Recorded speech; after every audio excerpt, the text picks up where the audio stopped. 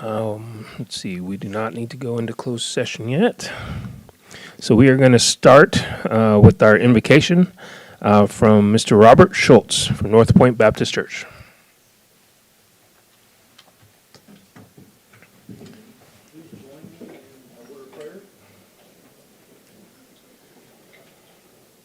Gracious Heavenly Father, we thank you for this meeting place. We thank you for our school board, our members.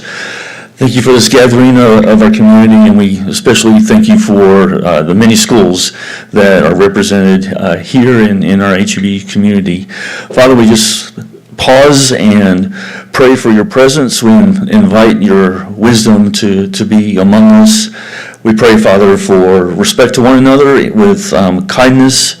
And Father, we pray for productive discussions that lead to decisions, Lord, and we pray that you just be over these whole proceedings. Thank you, Father, and I pray each blessing on each family represented here, and I pray this. Amen. Amen. Thank you, Mr. Schultz. Next, we're going to have our Pledge of Allegiance. Tonight, that will be led by Quan Nguyen and Millie McClure from Hurst Hills Elementary.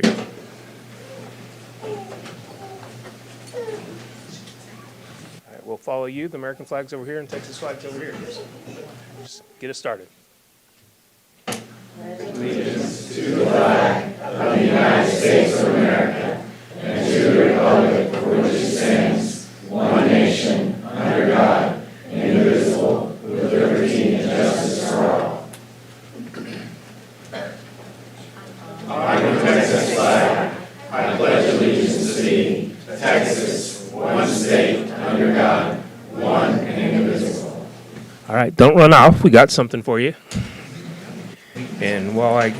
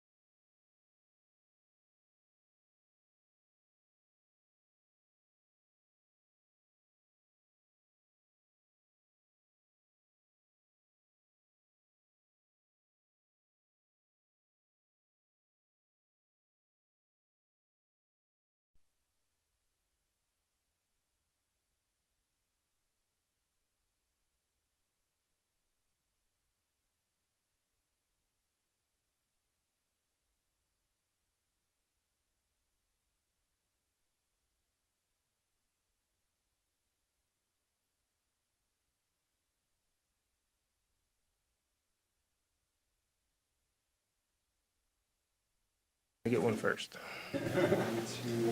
Yeah. That's when you have to complete the registration.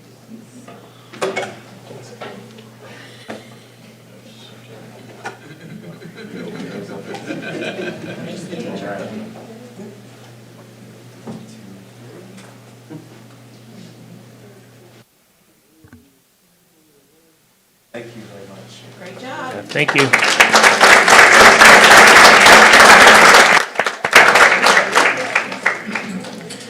Tonight, the Board of Trustees is meeting in a work session and a regularly scheduled monthly meeting to officially act on items included in the posted agenda. The Board welcomes and values input from the community. A single open forum will be provided during tonight's meeting to allow the public the opportunity to address the Board. During this time, individuals may share comments or requests related to both agenda and non-agenda items. Those addressing the Board are asked to limit their comments to 3 minutes per meeting. The speaker should identify their name, group affiliation, if any, and make a brief presentation with an identified solution if one is sought. Remarks should be addressed to the Board as a whole. Oral presentations may not include charges against any employee or board member by name. It is my responsibility to determine if the person addressing the Board has attempted to resolve a concern informally or through the district's complaint policies. If not, the speaker will be directed to follow the appropriate policy. The Board requests that all presentations be made in a courteous, respectful, and professional manner, and asks that speakers monitor their own behavior. If you wish to speak during one of the open forums, please fill out one of the cards located on the table in the entry hall. All right, next we're going to review our board activity chart, and I'll start with Dr. Pagan. So last week I had the pleasure of going to the HEB Chamber of Commerce luncheon. And the thing that really stood out there was we got a fantastic performance from Harmony from Trinity High School. And if you have not gotten a chance to see them, they are a show choir and they are just absolutely phenomenal. And I highly recommend finding a time to get out there and support them. Mr. Campos? This is a wonderful season where we get the opportunity to go see so many amazing things. Just a couple little things that I got to see this past month. Obviously, I'm real pleased with our board ambassadors. Seems like we have ambassadors everywhere. And I also want to add, I got to see the senior ambassadors for the very first time. So talk about having groups from student ambassadors, board ambassadors, and senior ambassadors. That's awesome. I got to attend the senior breakfast, which Santa showed up. It's always great to see Santa taking a picture with some of our wonderful supporters in our community, and obviously getting together and eating as well. I got to be a judge along with Mr. Cargile for the Bel Air Spelling Bee. Only thing I could say from my side is that these kids can spell a lot better than I can. Finally, last but not least, I poked my head in to see our PTA president's meeting. I say this all the time. Those are the movers and shakers of our community. Hats off to all the volunteers that do amazing things in our schools. It's always nice to go there and cheer them. Ms. Cole? About 3 or 4 weeks ago now, I attended a meeting that Representative Salman Boujani held at Euless Junior High School. He also held one the night before at Viridian. And he just gave an update to community members about what happened during the 89th legislative session. And I just wanted to encourage you all to stay plugged in, and especially there was a lot of legislation that happened in the 89th that affects schools. In fact, we are in the midst of implementing the largest policy change ever because of all of the new laws. So if he offers another one of those town halls, I recommend that you attend. The other thing, in addition to seeing Harmony at the chamber, I just wanted to mention that there are student groups all over this district, going all different places, buses crisscrossing each other, going places, everything from Suzuki Strings to the high school choirs to junior high bands, elementary band concerts, the visual and performing arts. This is their time of year to shine, and they are doing it, and lots of kids performing all over the place. I also got to attend the Child Nutrition Services event that they, holiday event. They call it their Mix and Mingle, where they bring all the child nutrition workers from all over the district to come together and just spend some time together and get to visit with each other. So I got to represent the board and thank them for all that they do for our students. And I think what I said was something along the lines of, that we recognize, the board recognizes how important you are to our students because you're feeding their stomachs, but you're also feeding their souls with what you bring to what you do for them. So that's all I have. Ms. Ewart? I just want to say a big thanks to the community for the parents who are coming out to support their kids with all of the fine arts activities this time of year.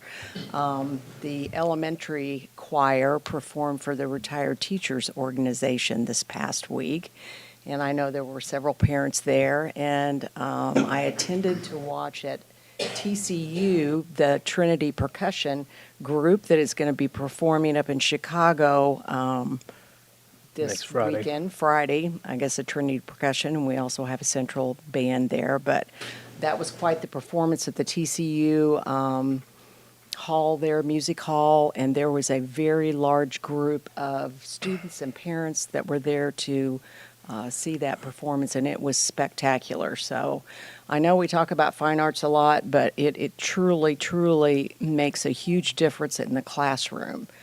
These kids are very talented and focused, and we are very blessed to have a fine arts department program in HEB that we have.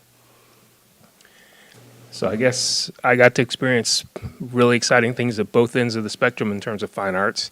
Of course, hopefully everyone saw the Macy's Day Parade this year and got to see LD Bell march in the Macy's Day Parade. So I was privileged enough to go to New York and get to see that in person. So that was very, very exciting.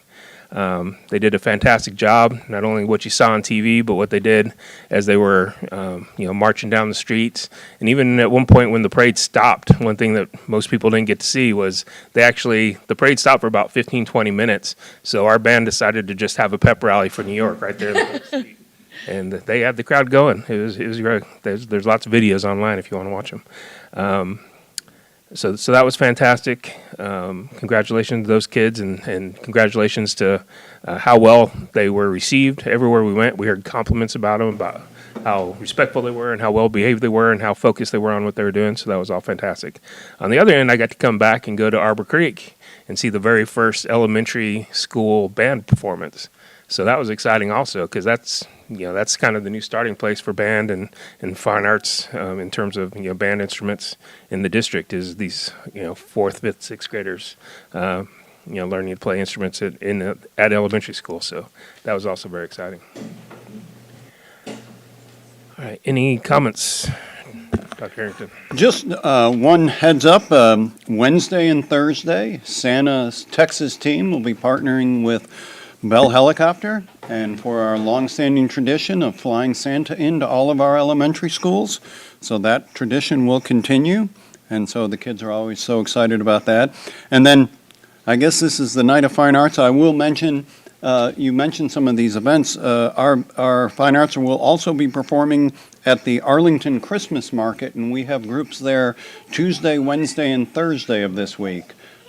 We had a group there also Saturday, so if someone's looking for a time to go, you might want to check that schedule, because I know we've got at least 3 groups Tuesday, Wednesday, and Thursday performing.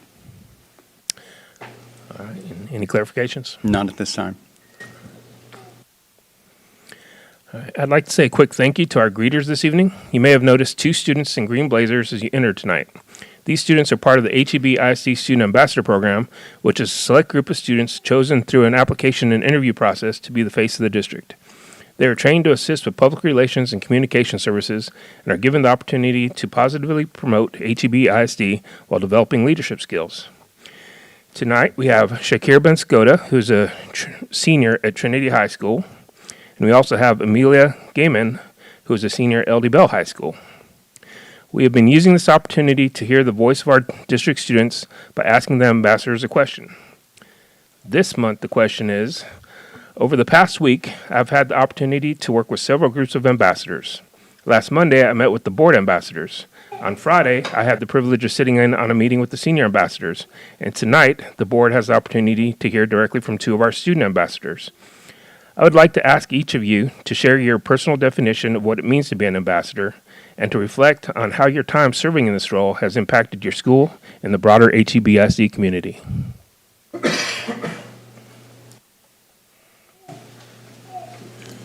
Hello, my name is Shakar Ben Skoda, and I'm a senior at Trinity. To me, being an ambassador doesn't only mean going to events and sitting in on meetings and learning about the district. It means serving as the face of the district, and it's also serving as a voice for the district. We get to sit in on meetings where we learn about the progress that we have with, say, construction or with the new programs that we're implementing in the district. And because of this, people in leadership roles are able to hear a student opinion and see how students feel about changes that are coming to their campus. I've been privileged enough to have this be my 2nd year as an ambassador. And being an ambassador, both years, I've seen how this district has changed and how it's adapted to new policies. And as an ambassador, I've been able to help other students understand the process that the district is going through in order to make these changes to school policy due to state legislation. I feel that having different age groups of ambassadors, ranging all the way from student ambassadors to senior ambassadors and board ambassadors, gives us an opportunity to see different parts of the district. You get to see how the parents feel about their children in school. You get to see how people that have retired from the district roles or are parents that have already gone through the district with their children feel about their students. I feel like having all 3 groups gives us a big approach that allows us to see a holistic view and see how changes to the district might not just impact one person. Just a change to student policy would impact parents, would impact grandparents. To me, I think I've had a big impact on the district, specifically at my school, because last year during the Viridian Festival of Cultures, my fondest memory is having a second grader come up to me and Sisiwa, a former ambassador, and ask us how he could join this role. And to see a student that has still around 9 more years of education before he can even apply, that was really sweet to me. And it really showed how big of an impact we have. And it was really heartwarming to see that there were students that had such motivation and drive to represent the district and to have their voice heard. And I feel like that's really valuable, so I really want to thank all of you for the inclusion of this program.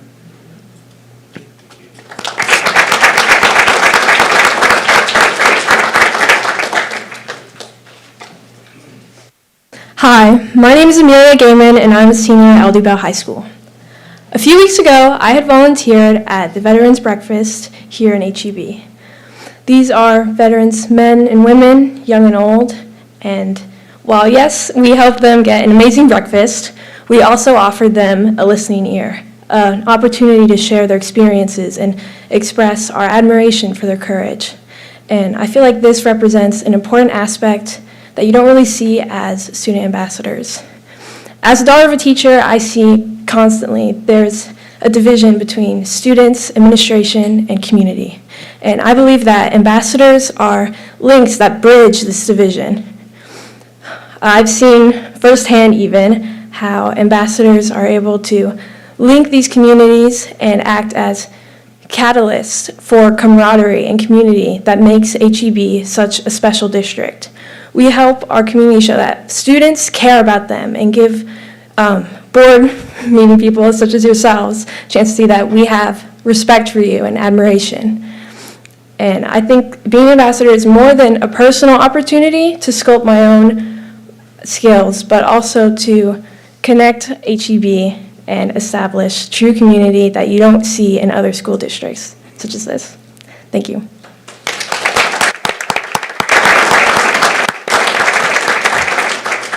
Thank you, Shakira and Amelia. All right. Next, we're going to get to see our HEB ISD 2025 holiday card design. Recognition of student artwork. Ms. Cumberledge. Good evening. I'm really here to present 5 students with honorable mention and our overall winner for the holiday card. Just to put this into perspective, this is open to all grade levels, K through 6, and that's about 12,000 students. So to be one of the 5 standing up here today is an incredible honor. Yeah. And there's so much depth in our art department, and I'm so excited to share these with you. First up, and please correct me, parents, if I get the name wrong, Aline Hammam from Lakewood, 3rd grader, and her art teacher, Stephanie Larson. Please come up. Yes.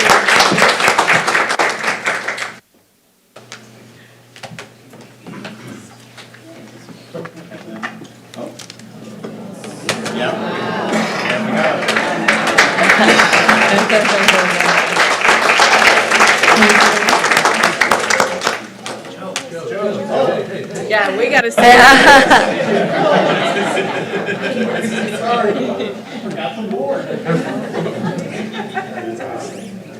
beautiful. Great job.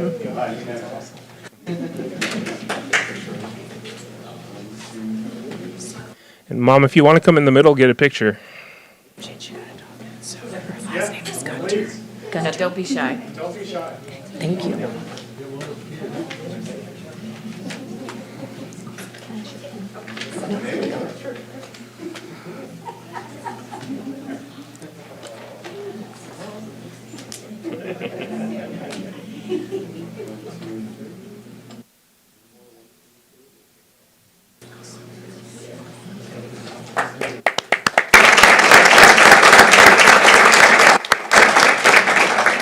And now, some of these 6th graders are on to junior high. When this artwork was created, we're naming the schools they were at. Kinsler Gunter at Spring Garden. She's a sixth grader whose art teacher was Rhett Golson. Please come up. Awesome.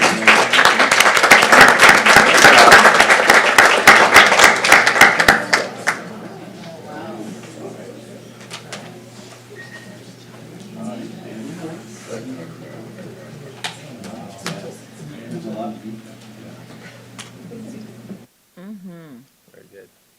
Love that. Zoe is next. Making cookies.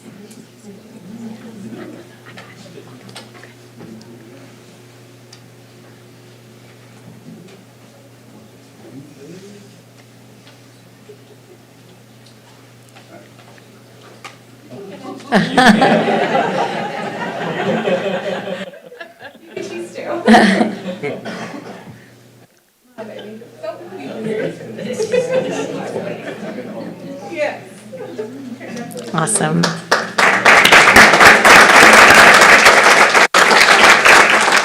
Next, we have Zoe Gomez, who is a Bedford Heights sixth grader. Her art teacher, Melissa Campbell, couldn't be with us tonight, but Zoe, are you here? Awesome. Come on up. Great job. Awesome job.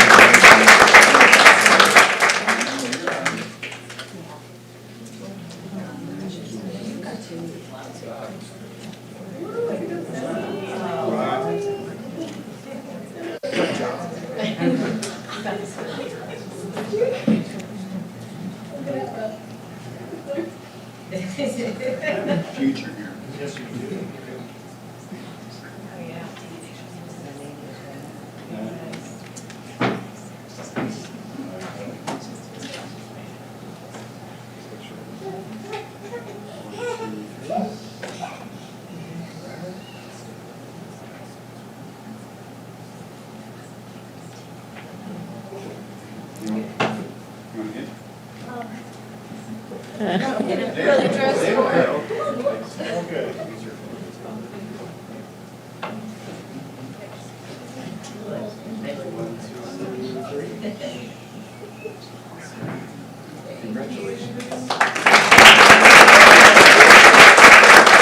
Thank you.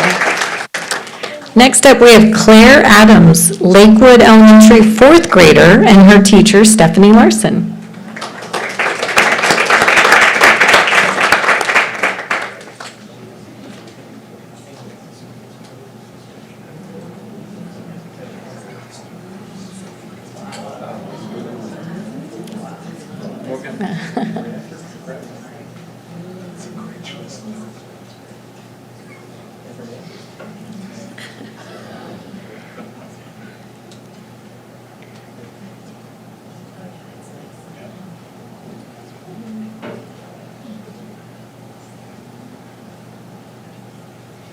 Great job.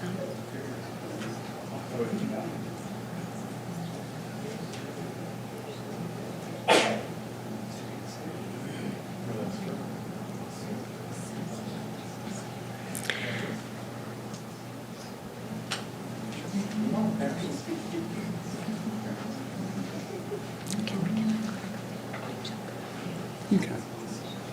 I think I got a future.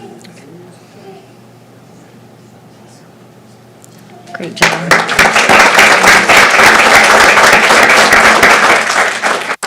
And last but not least, our card winner, Hayden Hernandez from Shady Brook, sixth grader, and their teacher, Cindy Hermes.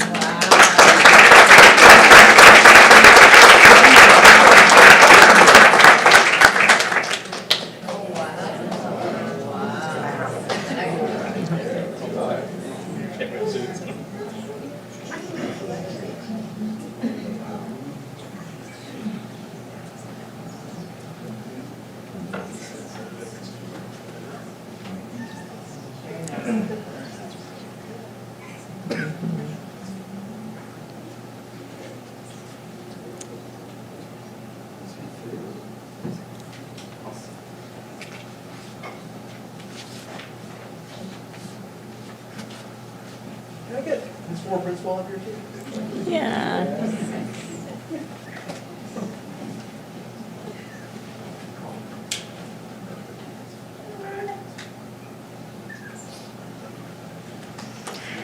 Awesome job. all of those pieces of artwork will be featured on the front and the back of the district card. And I also want to thank Dr. Harrington for assisting me with passing out and showing the art. Thank you very much. And that card goes to people all over the state, all over the country. Hundreds and hundreds of those cards go out. Congratulations. All right. Next, we're going to be hearing about our Christmas providers. Ms. Odo. Okay, thank you. So tonight we wanted to recognize and thank Christmas Providers, which is a nonprofit organization that was started back in 1984 by a group of citizens who noticed that we had a need in the local community to where some families needed assistance during the holidays to provide food and gifts for their family. And this year, Christmas Providers positively impacted 278 HEB ISD families consisting of 513 students just here in HEB. They also partner with Birdville ISD, but each one of these families receives a box of food. They also receive either a ham or a turkey to celebrate their Christmas dinner. And they also receive a gift card to where they can go and purchase food as well. And then the providers will also purchase gifts for the family. So tonight, the board members from Christmas Providers that are here are Kim Brown. So if y'all can come on up, Monique Hall, and Stacy Force.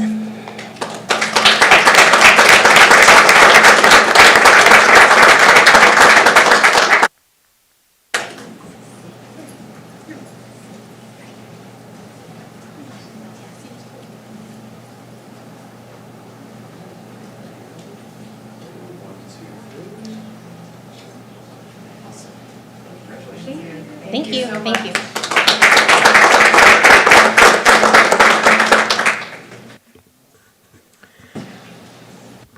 All right, we're ready for open forum number 1. We have some cards. Yeah, anyone who wants to sneak out, I'll give you a minute to sneak out.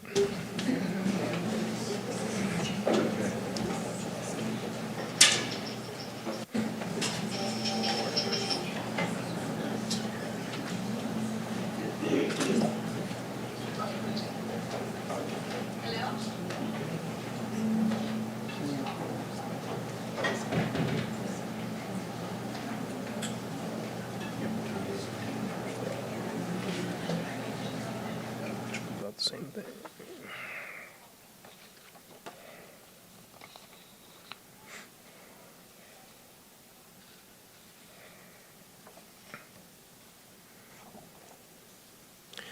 All right, so our first speaker tonight will be Carla Simmons.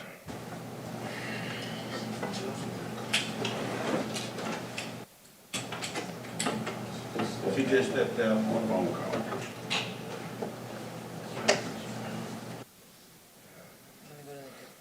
Yeah. All right, then I'll go to Walter Simmons. I was gonna piggyback off of her. I'm like, here she comes.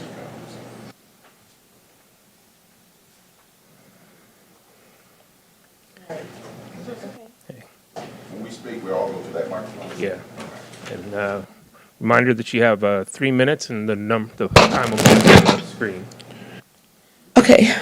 Hello, everyone. My name is Carla Simmons. I'm a school bus driver for special needs at HEB ISD. I first reported having an allergic reaction to the smart tag system in November of 2024 to my supervisor. I went to him several times to help me with this situation because the smart tag is really affecting my body. I asked him if someone could monitor for me. He said yes, but then quickly said no. I asked the assistant supervisors, they said, could I have the accommodation? She said no as well. And I asked them why, and they said because they would wanted only the bus drivers to use the tablet.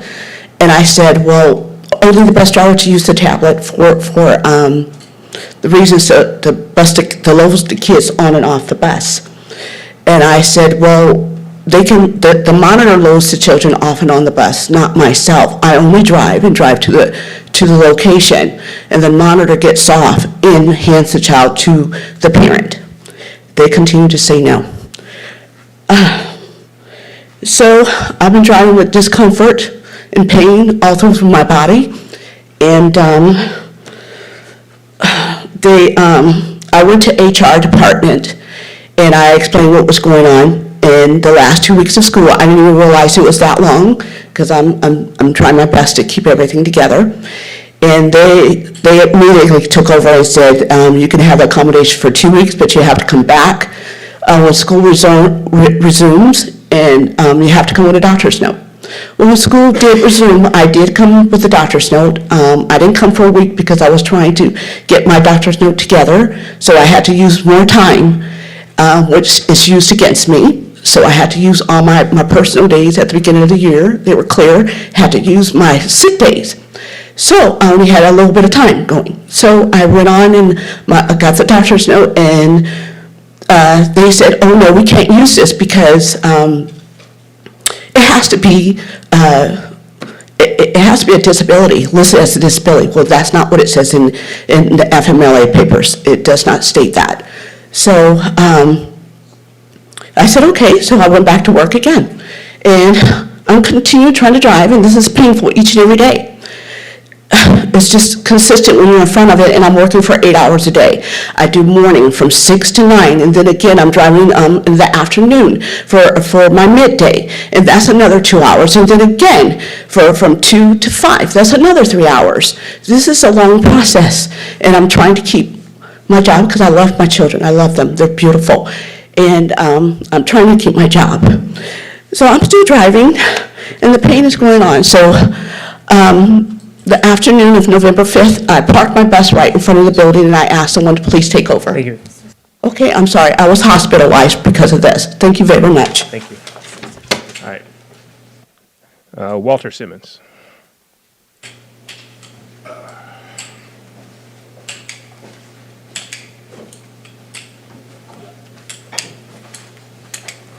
Yeah, so where's the clock at? I can't see it. Okay, got you. Okay, I'm Walter Simmons, Carla's husband.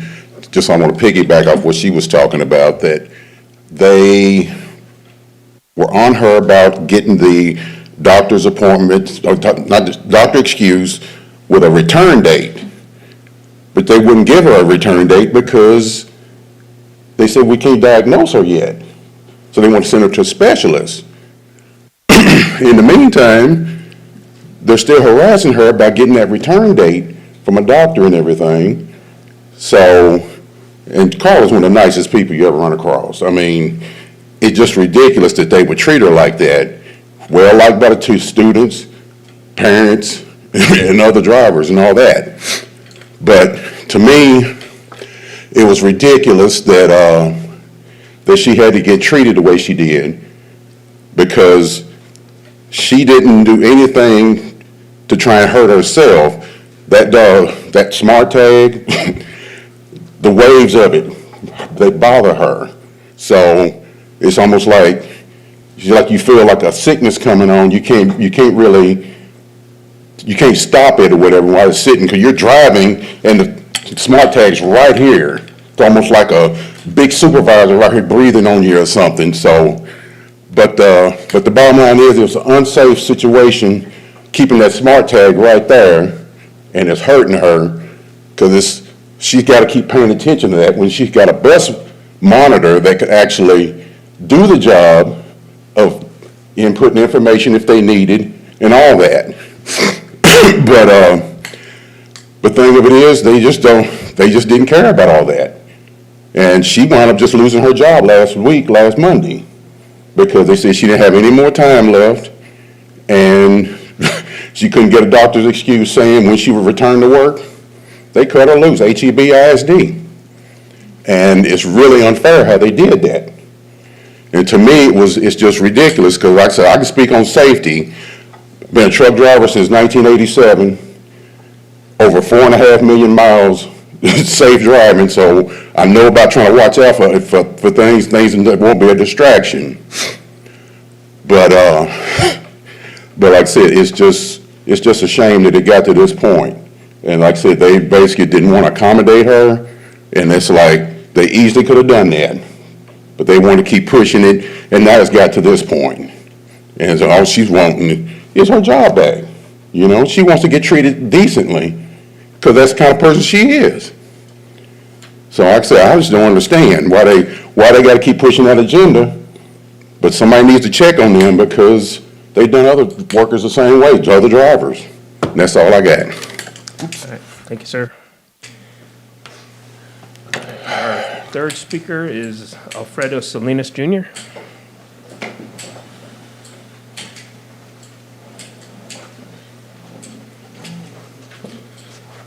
Good afternoon, guys. My name is Freddie Salinas. I'm acquaintance with Carla and Walter, and they told us the situation, and it's really unfair the way that she's told the story, what's happened to her. And we come today obviously to support her because, like her husband said, you know, a very nice person, didn't do anything wrong, and for this, you know, and I don't even know if you guys know the situation by any chance. The thing is, we need a solution here. There needs to be a solution to what happened to her, and that's why we're here as, you know, representing and being a voice for her, because someone needs to speak up for her, and someone needs to look into it. You got 3 women on this board, 2 minorities that need to really stand up and be a voice for her. Find out, investigate, and look into what actually happened, why, so on and so forth. Because for someone to get treated unfair, for someone to get fired like that, it's not a good look to HEB by no means. It's not a good look for you guys, not a good look in the community. And that's what we're looking for a solution for this, because you know, we all need to work, we all need our jobs, and so on and so forth. And and that's what we're here for. We're here to for her, for a voice to speak out against what happened to her. And I hope you guys do your due diligence and look into the matter and stand up for her and fight for her. Because that, you know, I believe, and I want to have faith and believe that you guys will do that and be honorable and be people of honor to look into this and not just put it to the side. And that's all I have. Thank you. Thank you. Ms. Simmons, I just want to let you know that there is a formal grievance process. If you feel like something has happened to you, you know, that should be against, you know, the policy of the district, or that was done wrong, we do have a formal grievance policy that you could start. And who would I direct her to, Hector or? Yeah, Hector. Yeah. Hector is raising his hand right there in the back. He's in our HR department, and you could talk to him, and he could walk you through, you know, how to start that process. It's you know, there's several levels to it, but it at least get you started and hopefully get you some answers. So, all right.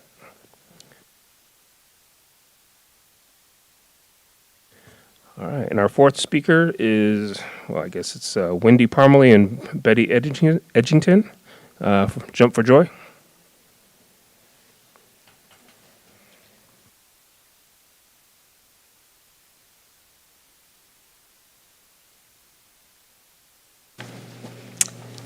Hi, I'm Wendy Parmalee, and I'm a retired AP and IB art teacher. I can't believe I'm here tonight when you're celebrating the arts, and I'm just so excited. We had put a folder, Ty had put a folder at your table that has an invitation to the biennial, the new biennial Jump for Joy event, which supports family support services at HEB ISD. And some of you have been to the event, and I always get so nervous in talking to you guys. You're all dressed up and everything, and it's so formal. But this is truly a celebration of the arts. It just fits in perfectly with your theme tonight. As I was getting these invitations printed today at FedEx, I just opened them up and I'm like, oh my gosh, they're just so beautiful. These are examples of artworks that were sold at auction between brought in $75 to $150 ages 4th graders through 12th graders from all across the district. So some of the best sellers at previous events. We have not had an event since 2000. It was all set to go for 2019 and COVID hit. And then we had it rescheduled and there was a COVID surge. So we are really getting after it this time, and it is happening in February 21st. And it's from 5:30 to 8. The biggest difference is that it is a biennial event in which we are showcasing the arts again with the art auction provided. Hopefully there will be 60 to 70 works from across the district, grades 4th through 12th. And there will be harmony, hopefully. I know Christine is working on the program, and we have ambassadors and just a little bit of everything going on. I just am here tonight to really thank you for your support. Always the superintendent from Dr. Chapman, or Mr. Chapman, to Dr. Harrington here has been so supportive with Deanne Hollander's help, and the Fine Arts Department, Christine and Mark Chandler. Mark Chandler actually is going to be the MC at the event. We're so excited. And it is going to be a true celebration. So Betty is here tonight to talk about the ways that you can help us fill the house. Dr. Harrington wants every seat filled at the table, and it is a challenge. We have a bigger format. It's more of a private event, and every other year then we'll do little pop-up events, but always we will be featuring the fine arts, the visual and performing arts in this district. Truly an amazing. If you would all hold up your artworks, I mean, they're just so colorful. Oh.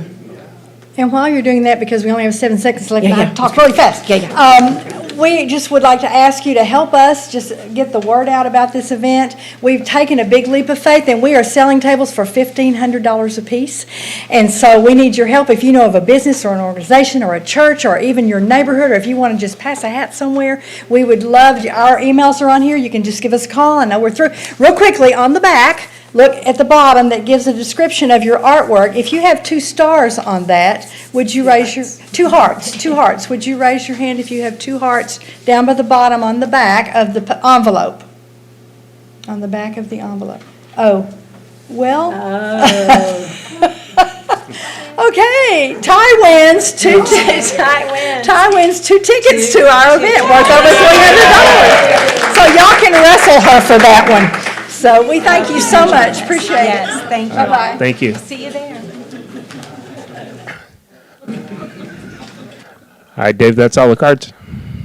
All right. Then at this time, the board will adjourn into closed session. If I can get it to bring up. Oh, sorry, donations. I forgot, this is a combination work session. All right, I'll accept a motion for the donations. I move that the board approve the December 2025 donations as presented. Second. I have a motion and a second for the board to approve the December 2025 donations as presented. Please vote.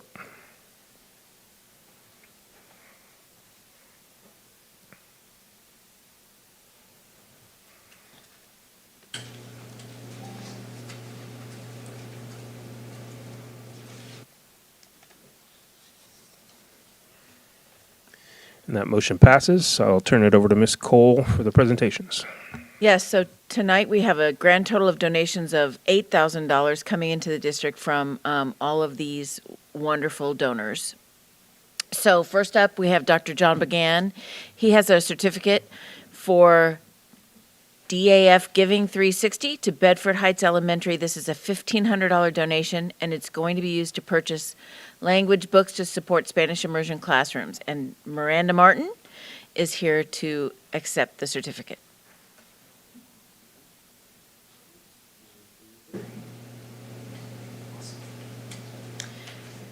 Dr. Began also has a certificate to M&G Enterprises. This is a donation to Hurst-Euless Elementary of $5,000.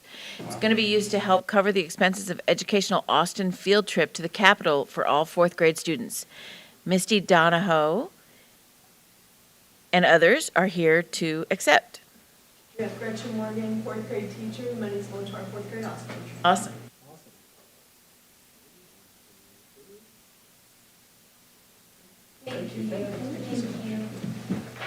Next up, Fred Campos has a certificate for 6 stones. This is to Hurst Junior High. It's $1,000 used to purchase classroom materials and supplies, support student needs, and enhance school activities. And Bianca Johnson is here to accept.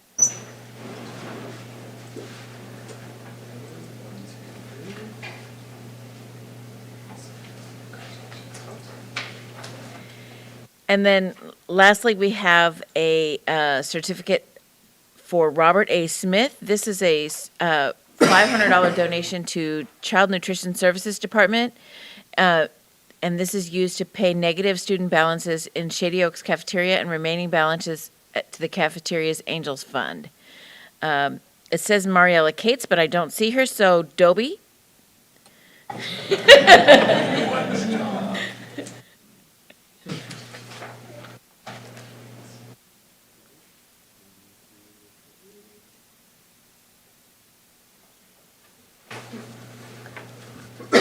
Thank you to all those who gave donations. They're greatly appreciated. All right, then at this time, the board will convene or go into a closed session pursuant to Texas Open Meetings Act, Texas Government Code, Chapter 551. The board will adjourn into closed session pursuant to sections 551.071, 551.072, 551.074, and 551.076.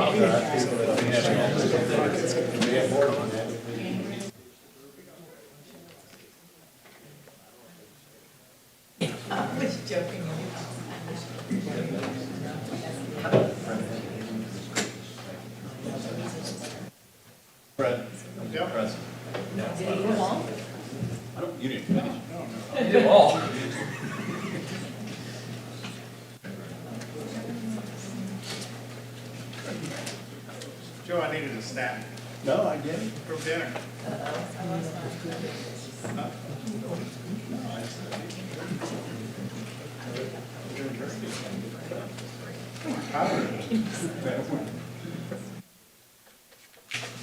That would have been a first.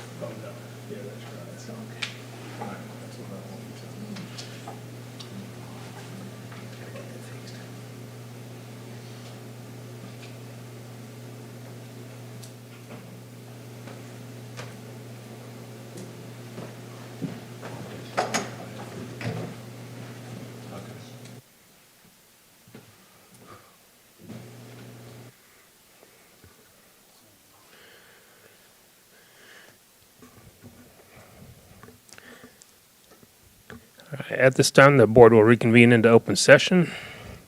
We are down to the consent agenda. I'll accept a motion. Or does anyone have anything they like removed from the consent agenda? And I'll accept a motion. I move the board approve the consent agenda as presented. I have a motion and a second for the board to approve the consent agenda as presented. Please vote.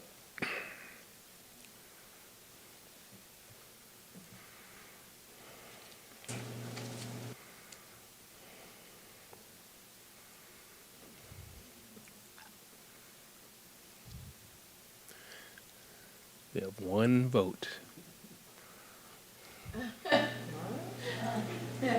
It's all through on over here.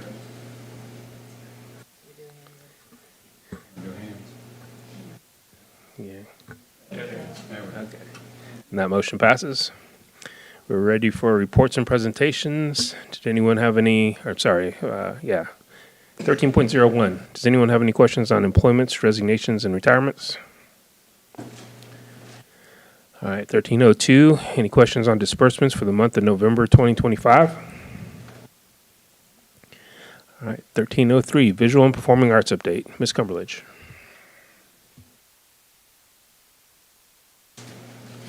You gave part of your presentation earlier. That's okay, because I'm running a little long, so I'm going to talk fast. First of all, thank you so much. I feel like even if I mess up this presentation, you guys are still going to be happy with VPA, so I'm excited to go through it with you.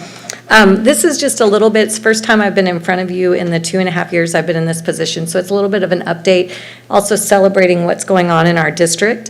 I want to start by saying how grateful I am to the school board and our administration for recognizing how important it is that we're educating the whole child. I know you see the effects on a daily basis with all of the performances and things like that, but I also wanted to share a little bit of data with you. As you can see, this is what we're covering for the strategic plan. And then I want to talk about how we're empowering students through success. Higher academic achievement, the College Board has done a study that recognizes 4 years of arts averages 85 to 100 points higher on an SAT for students. Fine arts students are twice as likely to enroll in AP and honors courses. And I know I'm preaching to the choir a little bit here, but it's just fascinating to me that our thinking is correct. The Brookings Institute did a study. Chronic absenteeism is reduced by over 50% among students in fine arts. In addition, students in fine arts are 5 times less likely to drop out. Talking about emotional, cognitive and social emotional growth, There's studies that have shown it's improved stress tolerance and self-management, as well as problem-solving skills, all key components to being successful in school. And the U.S. Department of Education recognized that students in VPA are twice as likely to earn a bachelor's degree regardless of the socioeconomic status. And last but not least, low-income students with high arts involvement show academic outcomes up to 4 times higher than their low art peers. We can see this data in our own district with the impact in the weighted GPA difference up to 0.5 point and daily student attendance up to 2 points higher. And I'll speak for my counterpart. I am sure that the athletics data is going to be similar to this because we know involved students are successful in school. So talking a little bit about VPA by the numbers, 100% of our elementary students are involved in a VPA program. 73% of our junior high students are actively involved, and 49% of our high school students are involved. So just imagine, based on that previous slide, as we can kind of keep pushing that high school number up, the growth and impact it could have on our whole district. That being said, my department currently serves over 19,000 of the 23,000 students in this district.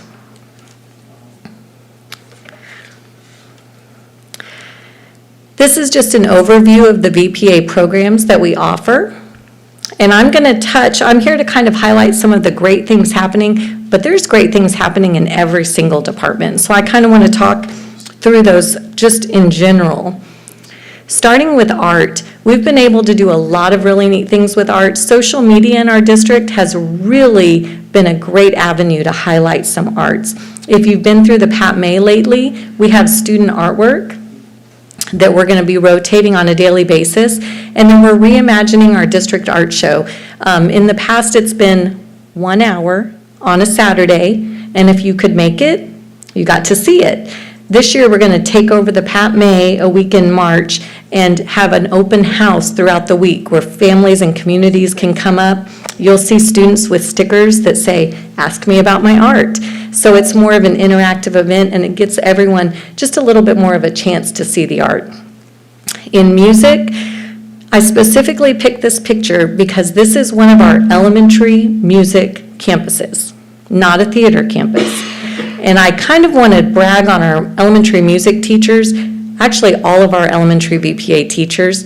They're the unsung heroes in this district, doing so much above and beyond with 7 and 8 preps a day and taking on things in our music campuses. We have choir club, recorder club, ORF, drum club, musicals, and grade level performances happening all the time. Suzuki Strings, you're going to hear a little bit more about this. This is their 25th anniversary. Early Strings Pathway, and that's serving over 400 students on 10 campuses. It's something really unique to HEB ISD. I think there's only one other district that copied us that's about an hour north, and not many districts around us have this Early Strings program. Continuing with band, I want to brag on, and they're doing such a great job, I want to brag a little bit on Bell and Trinity, both advancing to area, and Bell to state, but specifically Trinity last year made area for the first time in a decade. This year they made area again, and we're 3 spots away from going to the state marching contest. So they're doing a really good job in there. This band is leading our district in national performances. We've had 7 groups in the last 3 years. And then our new School of Choice campus, I know we were talking about that with Mr. Romero going to one of those concerts. We have 105th and 6th graders on instruments in 2 campuses. So it's turned out to be a really great thing for them. Choir, we have gone to movable dough. And this was something that we were at fixed dough for a very long time. And there was one holdout that said, I don't know if I want to move. And we brought in specialists. We talked through the pros and cons of this, and our choir teachers really wanted to make the move. So we're more aligned with what the rest of the state is doing. Yes, so we think it's a good thing, and we're phasing it in. The junior highs are doing it now. The high schools are starting to phase in. I don't even know if you want to get into that, but basically the music, you're singing the solfege in one key no matter what. That's for another presentation, but I promise you it's a good thing. I'm with you, I don't know. Okay, we had a lesson one night here in on the dais on fixed dough several years ago, but it obviously didn't sing. I couldn't tell you the difference. I just know we were the only ones who did it. It's a little bit of the science, and I'll tell you, one of the first people I called when we went ahead and we did this is I called Cicely and said, okay, they want to move to movable dough. What do you think of that? So this is Cicely approved. And choir's doing great things with vertical alignment, and then they're also doing a new show choir invitational that our district is hosting. I want to make a note that last year, the LD Bell choirs sang at the State Board of Education. Students then got to go sing in the Rotunda and tour UT. It was a great trip for them. And then Trinity Choir is taking a big hand in that musical you're seeing every year at Trinity. Okay, orchestra, we are working behind the scenes to expand orchestra to Trinity and what that's going to entail. They're consistent UIL superior ratings, and they've also been recognized by Mark of Excellence Foundation as national winners, both Bell and Central. Last year, the Central performed at the TMEA conference as the invited junior high or middle school orchestra ensemble, and they did a great job with that. On to theater, we're really excited about the instruction that's happening at junior high. The number of productions is expanding, and then we are now doing yearly musicals at both high schools, and a lot of our junior highs are both junior highs. 3 years ago was the first Trinity musical in 14 years, and they've kept up with it on a yearly basis. This group is really involved in International Thespian Society. We've had more than 60 national qualifiers in the last 3 years and 5 national winners. In addition, we had a Betty Buckley winner last year, and this is just some interesting data. The Trinity Tech class in 2023 was 1 student. There's 65 this year. So that's a really big growth. Our dance, I just love this picture. This is one of all these pictures are of our HEB kids. They're growing the pathway with the 9th grade students, and then they're significantly increasing numbers on the Trinity side, about 10 a year. The Bell side was headed the same direction. They had a little bit of a director shift, and I think we're going to see that same kind of result moving forward. Okay. So on to the achievements and part of the great things that's happening in our departments. We excel across all of our programs, and it's kind of like what our district does. When you're already doing things right, it's harder to move the needle, but this is a banner year from us. This is the most groups we've had in the district history for state and national recognition. Number 1 is the LD Bell Band, ranked 15th at the UIL State Marching Contest. This is their highest ranking in almost a decade. Shady Oaks Orff Ensemble has been selected as the TMEA Invited Elementary Ensemble. There's only 6 groups in the state that were invited for this. This is a great example of our elementary music teacher who sponsors this club after school. And they'll be performing in San Antonio in February. And now this is not technically a state recognition, but I want to give a shout out to our 2 dance teams. Texas Dance Educators Association is moving towards making dance a UIL event.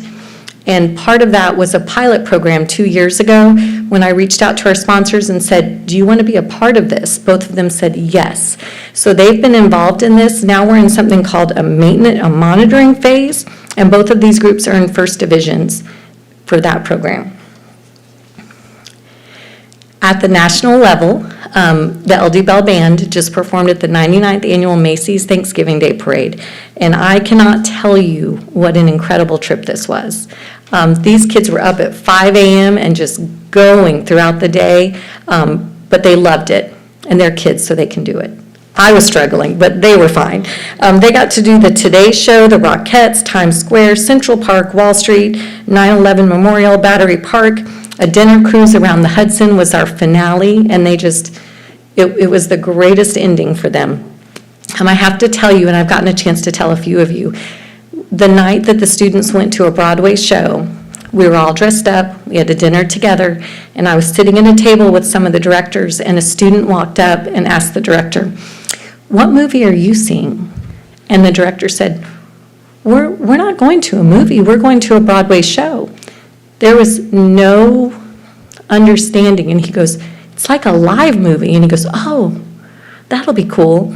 And I thought, what a great story to encompass what this experience was for these kids.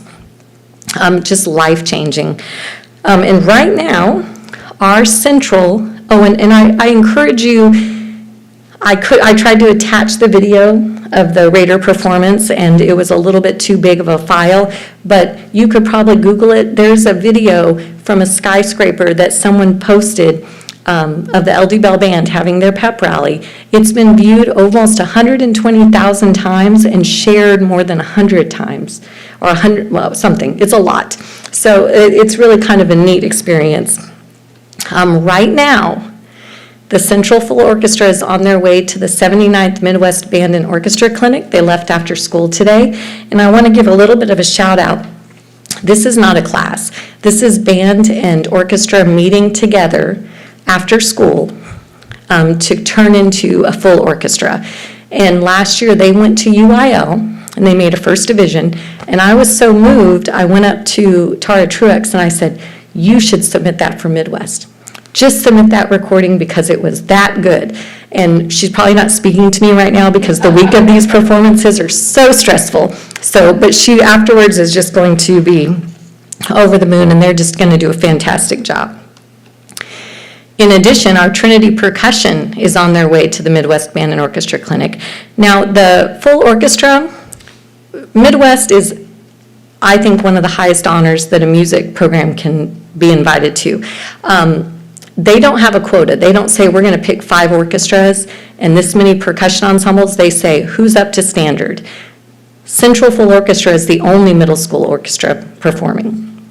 Trinity Percussion is one of 5. And just to put this into a little bit of perspective, our first visit to it's 79 years of this clinic and conference. Our first visit was 1999 with the LD Bell Band. It took 20 years for us to get another invitation. It was the Central Band in 2019. Who was that director? That was my favorite trip I ever did. And then since then, we've had 3 additional groups, the Harwood Percussion and now these 2 groups. So in 5 years, 4 groups, it's amazing. And it's such a big deal. They're going to have such a great time. They're getting the full experience. Phantom of the Opera tomorrow. They're doing a riverboat cruise. They're going to see the aquarium and the museum. It's going to be a great experience for them. And then our Bedford Band has been selected for the Music for All National Concert Band Festival. This is their first appearance on a state or national showcase since 2001. So we're really proud of the direction that director is taking this program. And then our Trinity Train Dance Team has been invited to the Crowd Pleasers National Contest. They qualified and will be going to Oahu in March. And they're going to take a visit to Pearl Harbor there as well. Now, I want to make sure and just mention that these results do not happen overnight, and they don't happen just at the high school level. This is a result of our elementary and junior high teachers giving excellent instruction so that those high school teachers can continue to take them to the next level. They're just doing a great job providing a high level of instruction. And this is all happening while our students are maintaining a higher GPA in attendance than those around them, and providing elite recognition for our district. We are currently, the NAM Association has recognized us for 18 years as the best communities for music education, and we're really proud of that. And I have to mention that while we're doing all this, we're still giving back to the community. In 84 school days, we've had more than 250 performances. I actually think this is probably closer to 300 because Lance Newman told me Harmony does 50, so it's a little iffy on there, but we're out in the community and supporting all of our stakeholders. So where do we go from here in a district when you're already at the top? How do you move the needle? Well, we have some plans in place because although nothing's broken, we are a continuous improvement district and we want to keep raising the bar. One thing is doing PLC meetings across all programs. My teachers are already going above and beyond, and maybe the band's meeting together, but maybe all the junior high assistants are doing an additional PLC just to keep communication open. We've increased some communication through the VPA calendar of events that you guys get a few times a year. I also have a department newsletter that I send out on a regular basis. And then HEB social media, which I'm a little behind on, has had 243,000 views since August. So we kind of, although the district does an amazing job, they can't highlight everything that's going on. So we try to supplement with that. And I know this probably should go more under different recognition, but I want to mention that last year we started a VPA signing day and recognized students who wanted to continue fine arts in college. We've had 60 students participate in that in 2 years, and that scholarship total for those students in fine arts is $3.5 million. So we're making a real big difference for those kids in their secondary life as well. Also, we've added a VPA book study. I forgot to put this on here, and this is something under their professional development, but each year we pick a book across all the departments and meet together and discuss it. Typically, it's a leadership book. This year's book is Chop Wood, Carry Water. If you haven't read that, it looks really interesting, and that'll be one of my Christmas break projects. Then also, and this is thanks to the people in this room, we have resources that are helping strengthen our program. The instrument replacement cycle, we're getting closer to that point with that first big bump to getting on a replacement cycle for our instruments. We've also started a VPA faculty share drive, which is basically a nuts and bolts for my VPA teachers. Teachers can also upload unique lesson plans in there, just little strategies. And then the VP equipment trucks that were just purchased. And I have to give a shout out to Gary Curbo for finding a great deal on those trucks. This was the year to do it. They have served as a rolling billboard across this country. And that is not the actual route that I hope they took. We need better GPS. Yeah, exactly. And like I said, right now, our Trinity trucks are on their way to Chicago if they haven't already gotten there. And then I have to tell you the funniest story. I landed in New York City, turned back on my phone, and had this text from Mike Fielder, who got this text from a friend that was in Pennsylvania that said, hey, I just drove by the truck for your district. So it really is working as a national billboard. Let's see. And then the future of VPA. These are some things that are just on my agenda. I know, look how cute. Some of our goals for the future, we're working on Trinity Orchestra. We're also looking at the data for Suzuki and Band School of Choice. And then I am most excited about trying to remove barriers to increase secondary numbers. What can we do to get every student involved? I feel like between athletics and VPA, our goal should be 90+% of students involved in an activity. I think there's still room for growth at the elementary level on finding out what every campus offers, and then also expanding things that we already have HEB Honor Choir, Elementary Honor Choir, we have HEB Honor Suzuki Orchestra, possibly expanding things like an HEB Drum Club, an HEB Theater Club, so something district-wide that we can impact with more students. I'd also like to see a summer lineup. Athletics does a great job of sending out information, and parents have 8 to 10 different things they can sign up for with athletics. That's something I'd like to see in the future for fine arts. And then we have more, we'll keep working on this, but we're already doing a great job with relationships with local universities that are sending us their best and brightest that can turn into a pipeline for future educators with our student teachers. And BOA is returning as well as DCI. So we've got good things on our horizon. And before I ask, and if you have any questions, which I'm happy to answer, I just want to say again, thank you for championing this work. You're making a difference, and when students thrive in the arts, they thrive everywhere. And it's because of the leadership of this board and this administration that these students have had the opportunities they have had this year. Do you guys have any questions for me? Does the STEP Club fall under VPA or athletics? STEP Club is under VPA, and we support them, but it's a club. Yes. So our job is to support those teachers when they need additional funding or clinicians to come in, but this is under me. I just want to say kudos to both of you and your staffs, athletics and VPA, because there are numerous kids that are involved in both. Yes. As you can see every Friday night on the football field, and I will tell you as a longtime person in this district, that has not always been the case. But clearly, people are really doing a great job of working together and allowing kids to have that opportunity. Absolutely. And I really, really appreciate that. Ms. Cumberledge, I just want to say this is amazing work, and we're so proud. And quick shout out, because we have some special guests that are watching tonight. This is what we do with your tax dollars in public education. What you just heard is what we do with this money. Mm-hmm. And we appreciate it. Any other questions? Christina, I just want to say, we go way back because you were my daughter's band teacher from 7th through 9th grade, and she got to be in that band that she took to Midwest.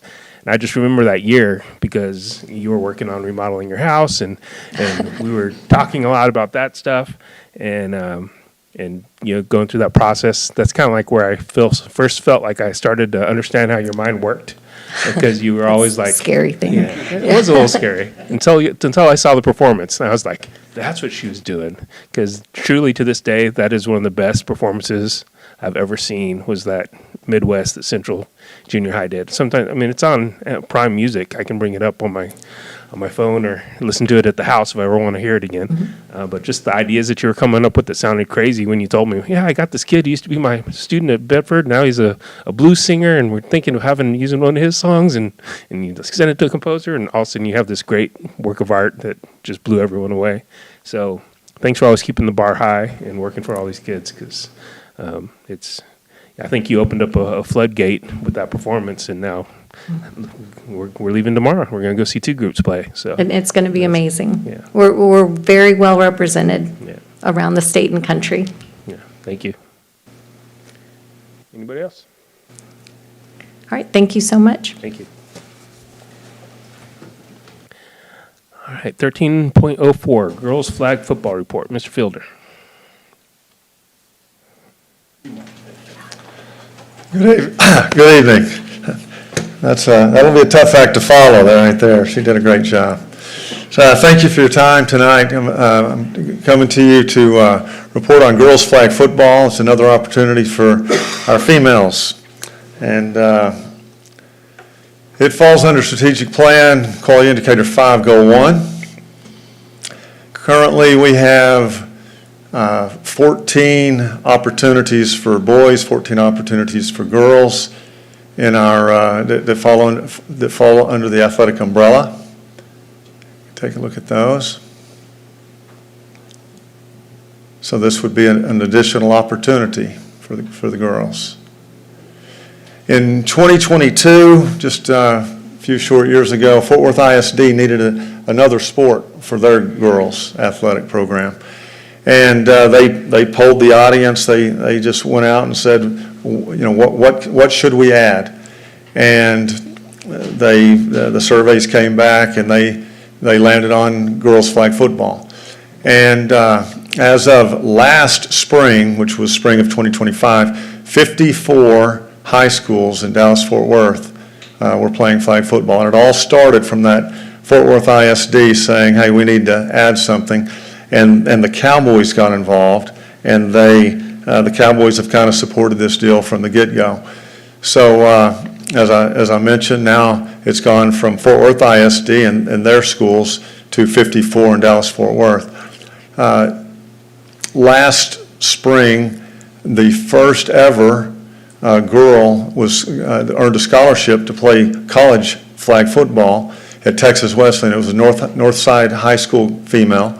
And she earned a scholarship, and many more have now, but she was the first, and she will be playing girls flag football on scholarship at Texas Wesleyan this spring of 26. So it's a scholarship opportunity. Many schools are playing, and and locally is Texas Wesleyan and also UTA.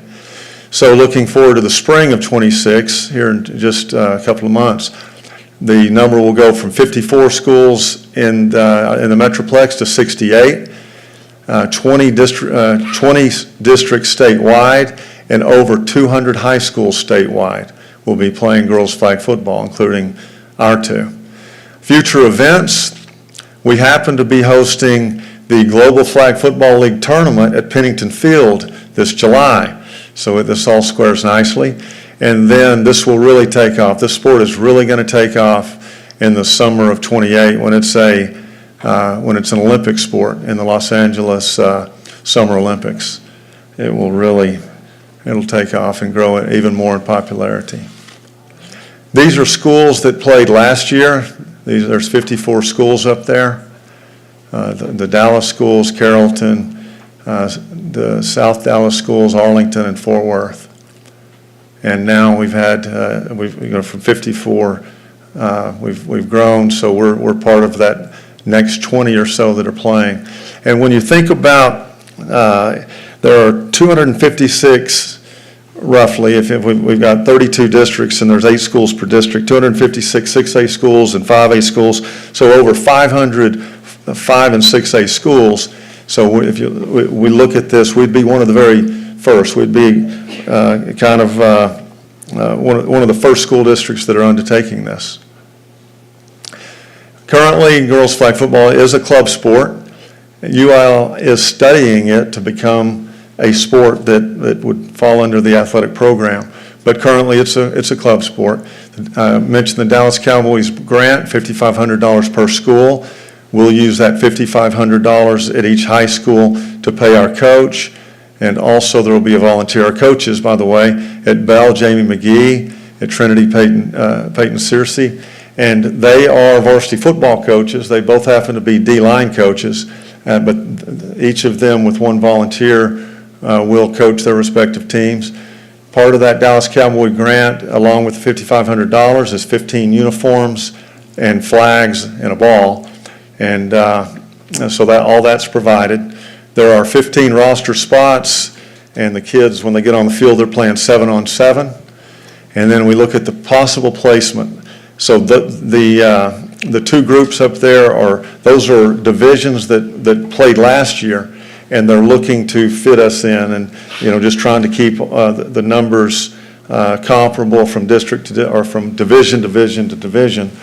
But those are a couple of the options, and we thought Keller might be playing, but it doesn't sound like they are. That would have been really nice just to stick around and play Keller. The Cowboys know that we'd like to stay as close to home as we can, and these are a couple of options that are on the table, and we're waiting to hear, and we'll probably hear after the break where our kids will end up. The season, it goes from the last Saturday in March to the first Saturday in May, so that's over 6 Saturdays. Each of those 4 Saturdays, they play double headers, so that's 8 games over those 4, and then 2 weeks of playoffs. The host site changes from week to week, so we will be hosting at Pennington Field, we will be hosting a slate of games of our division, whichever division we end up in, we'll be hosting at Pennington Field in mid-April. And we will then be responsible for the athletic trainer and the security, and just like every host would, each of those 4 weeks and plus the 2 playoff weeks. And then our coaches will drive the kids. Our coaches have their CDLs, so we'll provide transportation. So that won't be a big hit at all. So out of pocket to the district is almost nothing because of that $5,500 grant. But the most important thing is another opportunity for our kids. Any questions? Yeah, so is this going to be an after-school thing? Great question. Yes, both coaches intend to practice. Searcy's a track coach, and McGee is a wrestling coach. So McGee will finish. Wrestling finishes before track, but so they're in season. So their practices will be a couple of times a week. After those practices, so 5:30 to 7, something like that. And by then, the facilities, we will have facilities. Now, if they were trying to practice at 3 o'clock, we would, we'd have a real problem. But they're not, because they're coaching their own sports. They're in season sports at that time. So it'll be more of a after practice deal a couple of times a week. Again, it's a club right now. Now, if at some point this transitions to a UIL sport, it becomes part of the school day and they're practicing every day, and it's a whole different world. But right now, we'll be practicing in the early evening a couple of times a week, and by then we'll have field space or indoor facility space for those kids. Great question. So I know you'd have to speculate on it, but could you speculate for us? You said UIL is studying this. What does the timeline look like for that? Is it are we talking a year, 10 years? It's usually, with any new sport, usually takes quite a while. This one, it seems like it's on the fast track. And part of the reason I think the Cowboys are behind North Texas and the Texans are behind down in the South Texas. And the number of kids, it's really exploded. The number of teams, the number of schools, the number of kids that are jumping in there. So I could see it in just a couple of years. I doubt it would be as early as next year, because there's been some on the list that keep getting passed over. But this is one I can see fast tracked. It's really, especially after the Olympics, I think it's going to be really explode in popularity, somewhat like fast pitch softball did back in the late 90s, 2000, when that became an Olympic sport. Well, if the UIL can figure it out as fast as y'all figured it out, because I'm so proud. This took a huge effort on many people's parts. It all started with a text from me to Brandon saying, "Hey, I just heard about this girls' flag football. You think you can look into it?" And before you know it, we're 6 months down the road and we're starting it. It's wild to me. And I know it was a huge effort on your part, so I'm just so excited about it. I think I know a few girls around here who might be really interested in this. Absolutely. Thank you.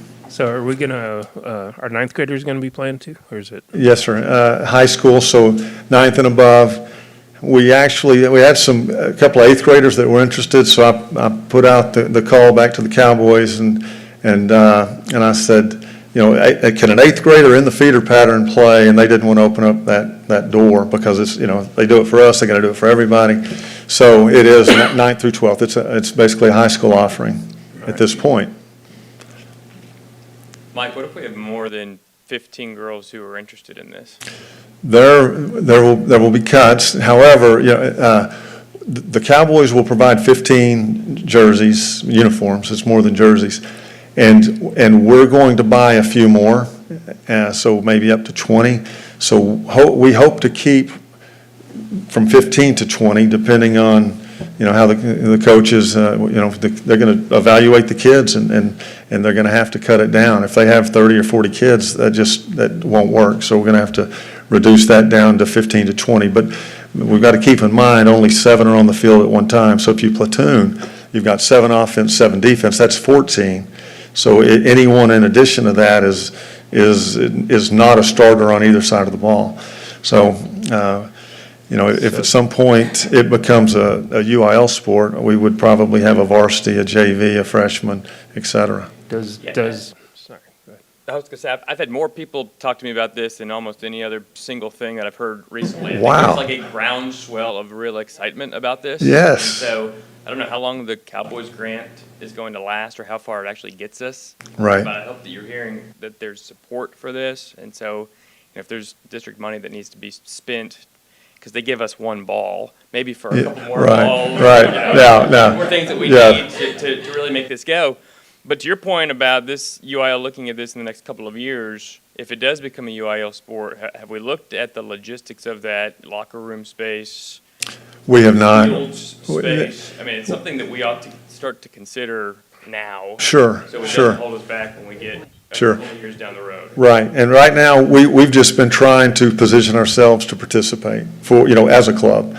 But obviously now that we're kind of there, we can start looking ahead, because we're going to need to start talking about, coaches and possible, additional coaching stipends. Right, this $5,500 from the Cowboys is going to cover our coaches now, but if it goes UIL, that has nothing to do with the Cowboys. That's a completely different thing. So we would have to look at a lot more, just like we do with all of our sports. Absolutely, yes, sir. Yeah.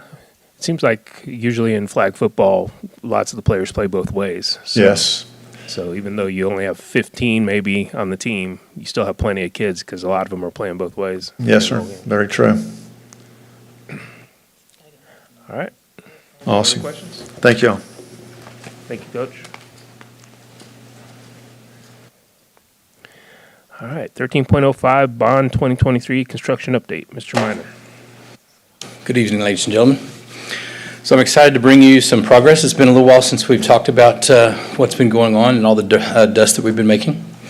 So we'll just go ahead and dive into it. Now I'll tell you this. I'm going to go move quickly. There's a few things I want to take a pause and try to describe and explain a little more in depth. But if something comes up, please feel free to stop me and ask some questions. Okay, so like I've said before, this is one thing that we're excited about, at least I am, to be able to hit all 5 of our priorities. And the projects we're going to cover, we've already completed the Debbie Williams Activity Center, and we've also completed the Hurst Junior High Administration addition. We'll go ahead and cover the rest of the projects that you see up there. So the Fate Blue Family Support Center, this is what I would say the first step in a 3-step dance. So this has to take place. Anything happens here, it will be into the next project and into a third project. So just keep that in mind as we move forward. So the construction began in March 25. We were targeted originally for January, but we have a couple things. One of the biggest ones being handrails in the inside of this building. So to install those, the long lead time on that, we could have put temporary in, but that was going to be a substantial amount of money that we felt after speaking with John and with Katina to be able to start the coordination of that move. It looks like it's better to do that over the spring break. So that gave us a little bit of time to be able to take care of a few other things and be able to get in the building. So on the inside, we're already doing framing, and then you'll see later we do have some drywall. We're starting on the inner core. This is one of the things that we're trying to do as much work as possible.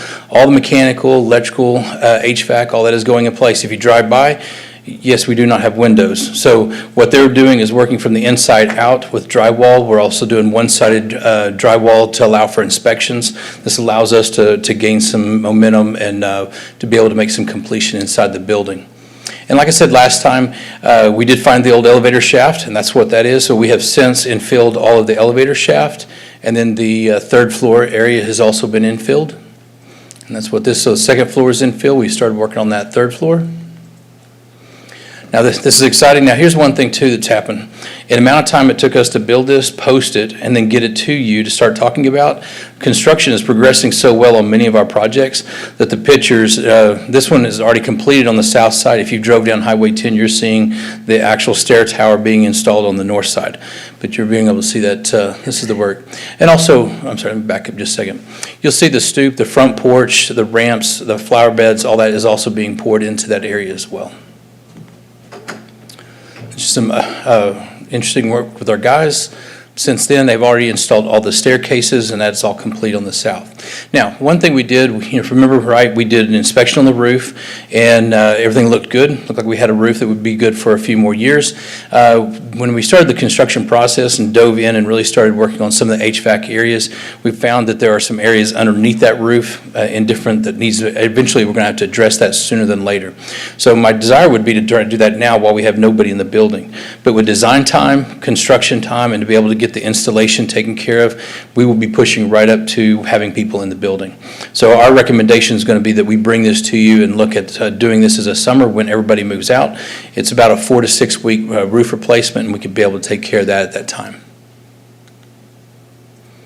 Okay, Hurst-Euless Elementary. Now this is one that has really been flying along too. Same thing here. So phase one we're going to be bringing to you in the next month a change order, $0, but it's for time. It's to clean up all of the contract time and the changeover from going from core to Joris and to set all these dates right. So we'll be bringing that to you. So if you see anything different from this presentation versus last, what it would be is mostly going to be setting in that phase two. So we'd be finishing all the buildings just as we said and landing those at the time. So in this one, we're looking to complete this in July of '26. So it's a good aerial shot. You can see the building setting in just fine right there. Got all of our piers, all of our slabs. Now, insulated concrete form, that has already progressed so quickly. We're already down here into the kitchen, which is in the bottom left-hand corner, and the cafeteria is already you'll see some bulkheads later, which we're able to catch on that. The storm shelter's in place. Now, something that we haven't done before, we already have the roof poured and the slab on the inside has already been poured too. So we are good on the storm shelter and moving forward on everything else. This is your education wing. You can see, so if you see all the wood are bulkheads. They're basically a placeholder supporting for all the concrete that's poured around it. We'll pull those out and then we insert all of the storefront or windows. This is the front of the school, so if you were where that group of people are standing, that is actually the vestibule. You would walk in, the big, like I said, the wood leave out is doors and windows. Something that was very interesting, I think that's actually Rachel and Misty right there. They came over for a tour one day, and what really gets exciting is when the principals get to see and it starts feeling, oh, this is my space. So they came over and were able to sign the concrete for their offices, so it was kind of fun. This is looking right down the education wing, so our back is to the elevator shaft, and you're looking right down the main hall for the ed wing. On each side would be classrooms, and right about the middle would be where all of our restrooms would be. And the grand staircase is actually behind us to the left. Secondary staircase would be about there in the middle going off to the right. This is a good shot just to kind of show you the front drive is in. The fire lane is running down the left-hand side, and then we've actually poured the hook that goes around the back side, but it will stop at the existing school, and then later we'll tie into the new parking lot as we do the phase 2. Here you can see we've already, the staircase is on the very left-hand side. We've already poured the concrete slab. The purlings are going north, and then our walls are already progressing to the second story. And here, if you see all the things hanging down, they're hanging all the mechanical. There's HVAC ducts, the fire sprinkler lines, electrical conduit, plumbing, and storm lines are all being installed. And then we're also starting to fly in the steel for the roofing, roof structure, and then different other portions of storefront. Again, right there's in the office. This is the cafeteria where we have the big windows that look out onto the new drive. This is where we're at right now, and this is where we'll be in July, or actually at the end of the phase of 2. Okay, Midway Park. So Midway is the same thing. Now, one thing unique about Midway Park is we're going to be able to, this will be as similar to Trinity Lakes as any other project we've had. This will be, when we're done with the school, they'll have the school, the parking lot, the playgrounds, the driveway, everything. The phase 2 on this project is actually for Trinity, to put back in the fields and finish out some driveways. So you'll see that in just a second. So right here, this is the parking lot, all the flat work for the new drives. This is good for staging, allows us to get all of our stuff up off the street and into the site. All of our piles and piers are completed, and the grade beams are being finished out. And you'll see more of the slab as we're progressing around. Now, one thing I want to tell you, that is not a swimming pool out in the middle, and it is not Dr. Joe's new fishing pond. That's actually our crawl space, so to be able to have you'll see this repeat throughout the projects. We put crawl space so we can get under the plumbing or make repairs at a later date. And so that right there is the restroom section that you see on both sides. And we put that under anywhere we have major plumbing, so you'll see it in the kitchen and the office space as well. Now, this is an interesting shot because if you see in the bottom right-hand corner, that little trees, those are the houses. That's about the only thing we're not touching between Ector, Trojan Trail, 157, and Midway. So everything else, at some point, we are affecting that large area for construction. And if you look off in the back, you'll be able to see all the way across to 157. That's not even our project, but we've been kind of hit for that when they think it's our trucks, and it's not our trucks parking on the street. Here you can see the slabs progressing across. The yellow areas, that's another crawl space.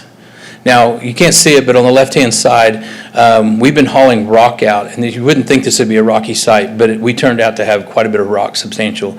I've heard numbers between 300 and 500 trucks is what was pulled off this site.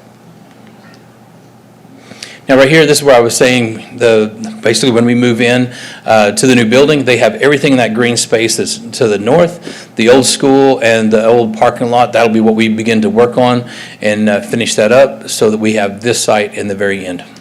Put in the fields and the new parking lot, and that actually helps more of Trinity than it does for the new school. All right, Wilshire.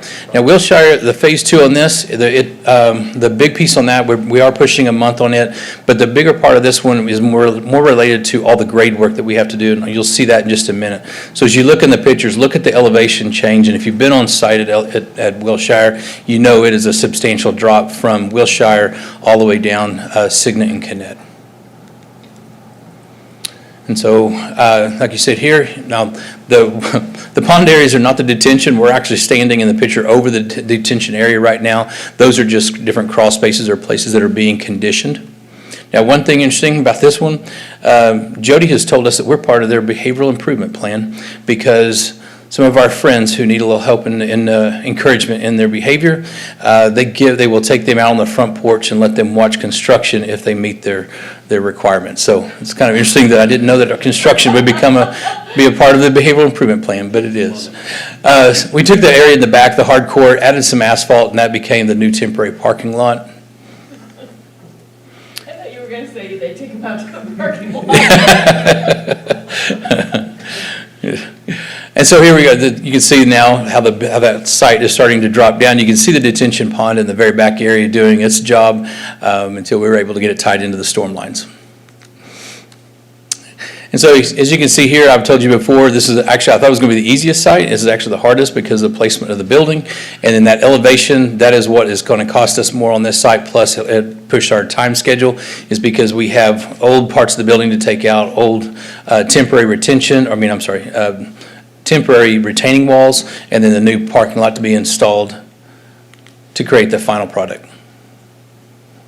Okay. And then Bell Manor, right now Bell Manor is actually out on the street. We are looking, the bid closes on the mid-January. Then Joris will put together the GMP, and we're looking to bring you the GMP for recommendation in February. Now again, actually, let me back up. This is the second step in the three-step dance, is that once this is completed, then we can move, and that's what moved the date on the beginning commencement of this. It moved it back because of the Fay Ballou Center had to move as well. Now, this is our schedule. You may see this different as next time we show. One of the things that's a little bit confusing is we've got percentages and where the line is. The percentages are based, and you may hear this from Stephen as well on our financials. Those are in the lagging, and we want to have something that shows more along what the lines of actual construction looks like. So we're looking to improve that. Now, LD Bell. This is the site that this is what we're shooting for. And here, so like I said, this is another thing that we've been really progressing quickly on. That truss right there, the third one has already been installed. Being on site, so there's certain things, it's a chess game. We got to put a piece in and it doesn't seem to do anything, and then we got to do another part, and it just looks like we're moving things around. This is one of those. This had to be installed in the beginning because we're pouring all the concrete below it. Now, it does make everybody a little nervous when you're getting 50-mile-an-hour winds and you just put that thing up. You can literally feel the braces and the cables get tight and loose in a 50-mile-an-hour wind. Looking right down into the wrestling room, and you can see the band hall over on just north of that. Progressing with the Performance Arts Center, that's the green, that's that same insulated concrete form that we're building that, and the rest of the stuff is in the CMU. Now, as far as this picture goes, we're kind of working from the Performance Arts Center and we're hooking around to the right, but now at this date, we're also coming around from the left, and the bottom left-hand corner is where the kitchen's at, and that's kind of the cycle that we keep moving around.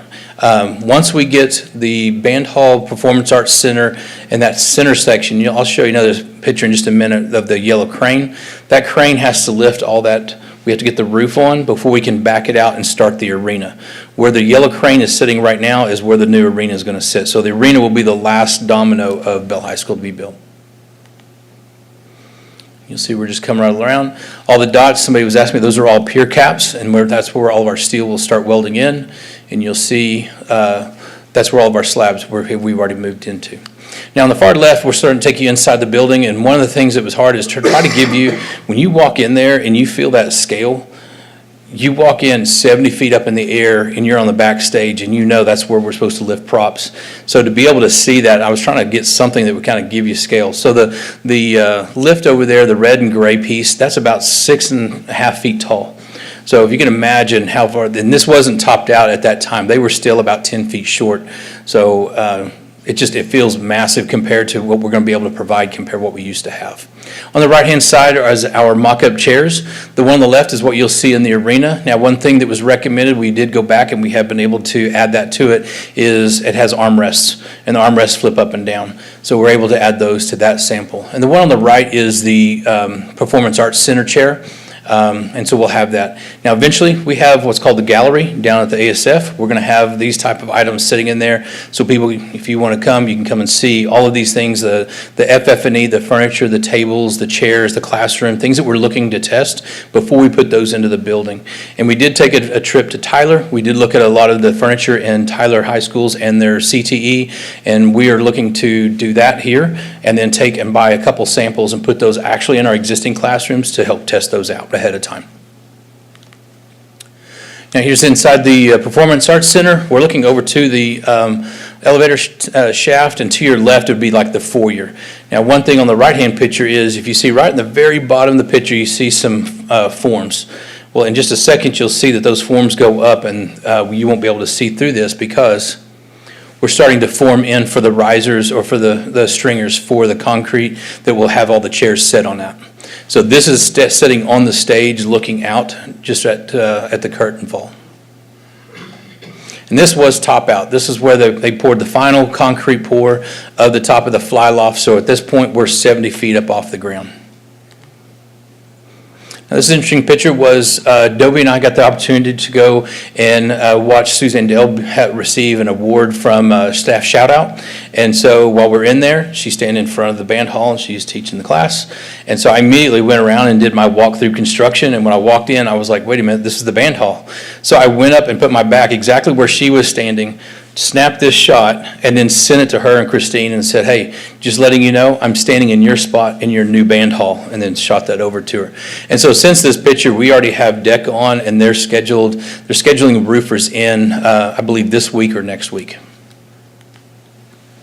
Now, this is a piece you saw earlier about the crawl space. To give you kind of a close-up shot, somebody was asking, I don't understand what you're doing there. So you basically pour a mud slab, it's concrete, and it allows, if anything was to break into the building, it allows it to drain out, and also allows our guys to be able to walk around in there, not have to crawl in mud or in a low space.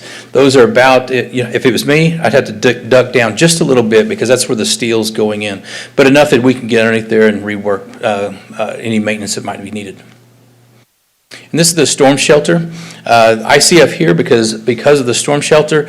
Over in the other is a gymnasium, and on this side you're going to have some restrooms and locker rooms. And you can see we got the third truss up there on the far left that just shoots all the way down. And the reason for that is you have a gym that's going to be sitting under one space, and you've got classrooms, so we needed something to be able to hold that that second floor part up. And right here on the right-hand side, some people say, what's this picture? All that is going to be concrete, but on the far right-hand side, you see that little piece where the railing is. That's the pit for the gymnastics area. And so we have pictures to show that we've got that, and we're pulling that onto the campus. So you can see it right there in the bottom right-hand corner. And now, since this picture's been taken, all that shiny steel is all concrete. And the cranes. Now, this is a good shot to show how we're tying the IAC and the buildings. We're tying those together. We were actually talking with Katie Harrell today, and she said, like, hey, we've stepped out. We saw there's this big gap. Well, it's a chase wall that goes through there, so that hallway will look nice and straight shot through there. But we are tying those two together in that one area. Call this the dueling cranes. You got from one on one side, one on the other, and they're trying to feed that area and hang all the steel. Just to kind of give you an idea, a 200-ton crane, you can see that if you're coming down the freeway, you'll be able to see that. Plus, we have to be mindful of FAA permits because we do oftentimes get into airspace. Just a good shot explaining to everybody like what we're, the parking lot and everything. And the final. Okay. On to Trinity.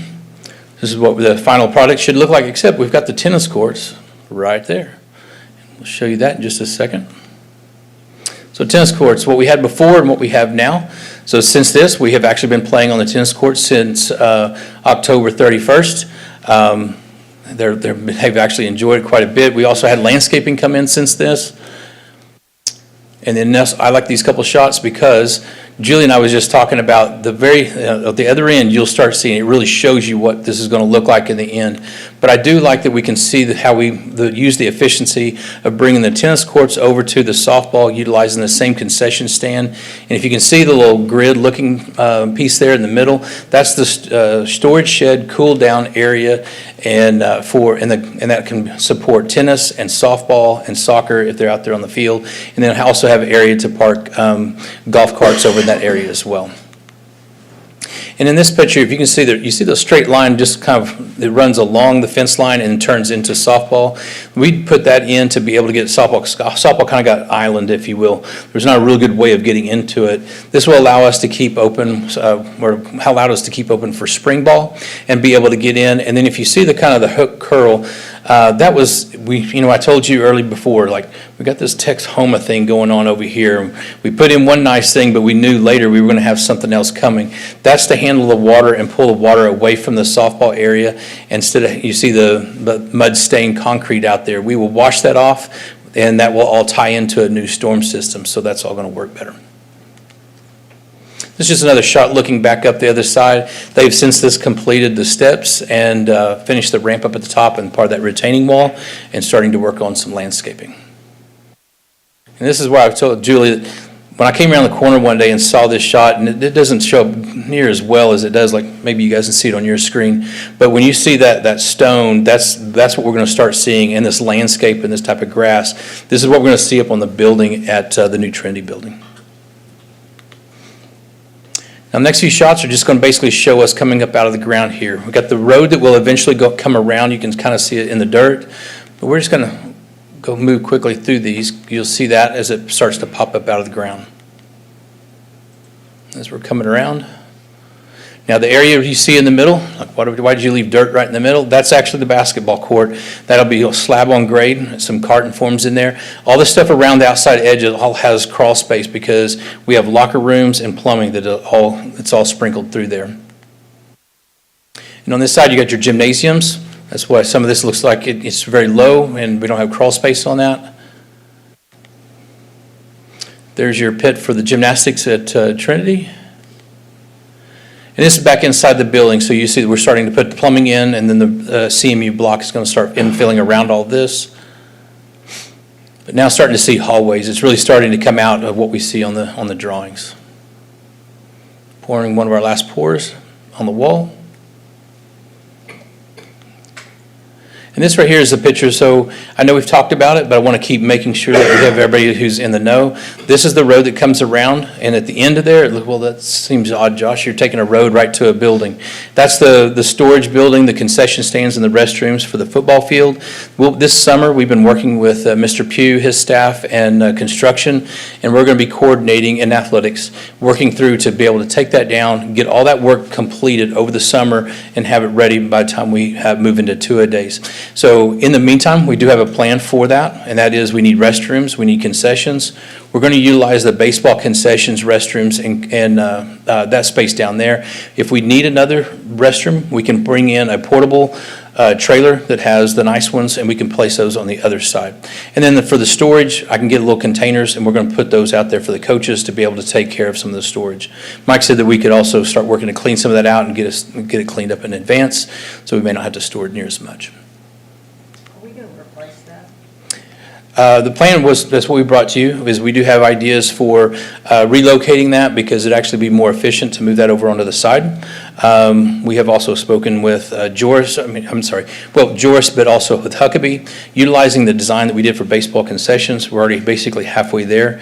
The larger size of that would be is you're now supporting a larger area than baseball or softball, so larger occupancy. So you would need to increase the size of the restrooms, that type of stuff. And then we could put storage in there for extra golf carts or whatever might be needed as well. So that's definitely something we can bring back to you.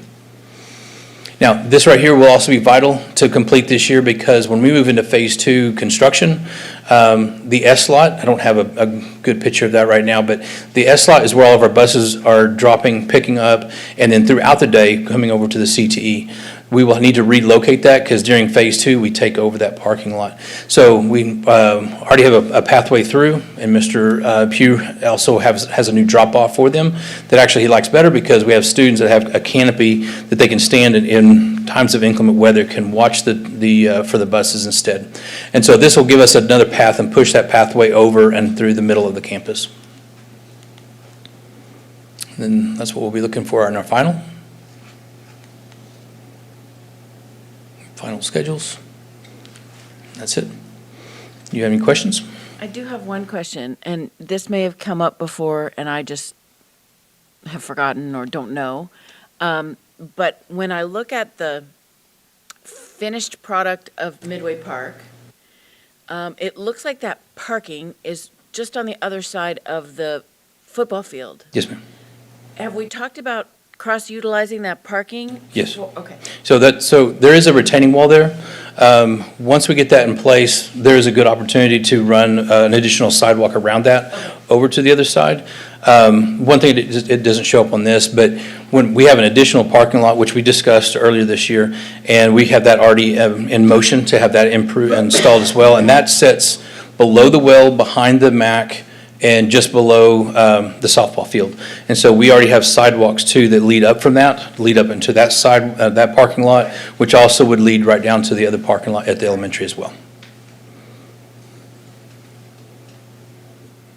All right, other questions? So, Josh? Yes, sir. On the timelines, and I'm not alarmed necessarily, particularly because the building completion dates haven't changed, but the site completion dates have slipped since our presentation in August. So you said the Hurst-Hills we're going to expect a change order, but not an increase in cost, just time. Correct. Right? Yes. The site completion for Midway Park and Wilshire have also slipped. Do we expect a corresponding change order for those two projects? Yes, we want to put all those together. That's really why we haven't brought, I didn't want to bring one, I want to bring the whole group, so when we explain it, we could have that as holistic. Will both of those be for time and not cost? Yes. Is the general contractor incurring extended general conditions on the project? No, really what it is the number of days and the overall didn't really change much. So when you have contracted days versus your scheduled days, that's really where that came out to be. Plus we were pushed back, transferring basically from core over for notice to proceeds, that type of thing.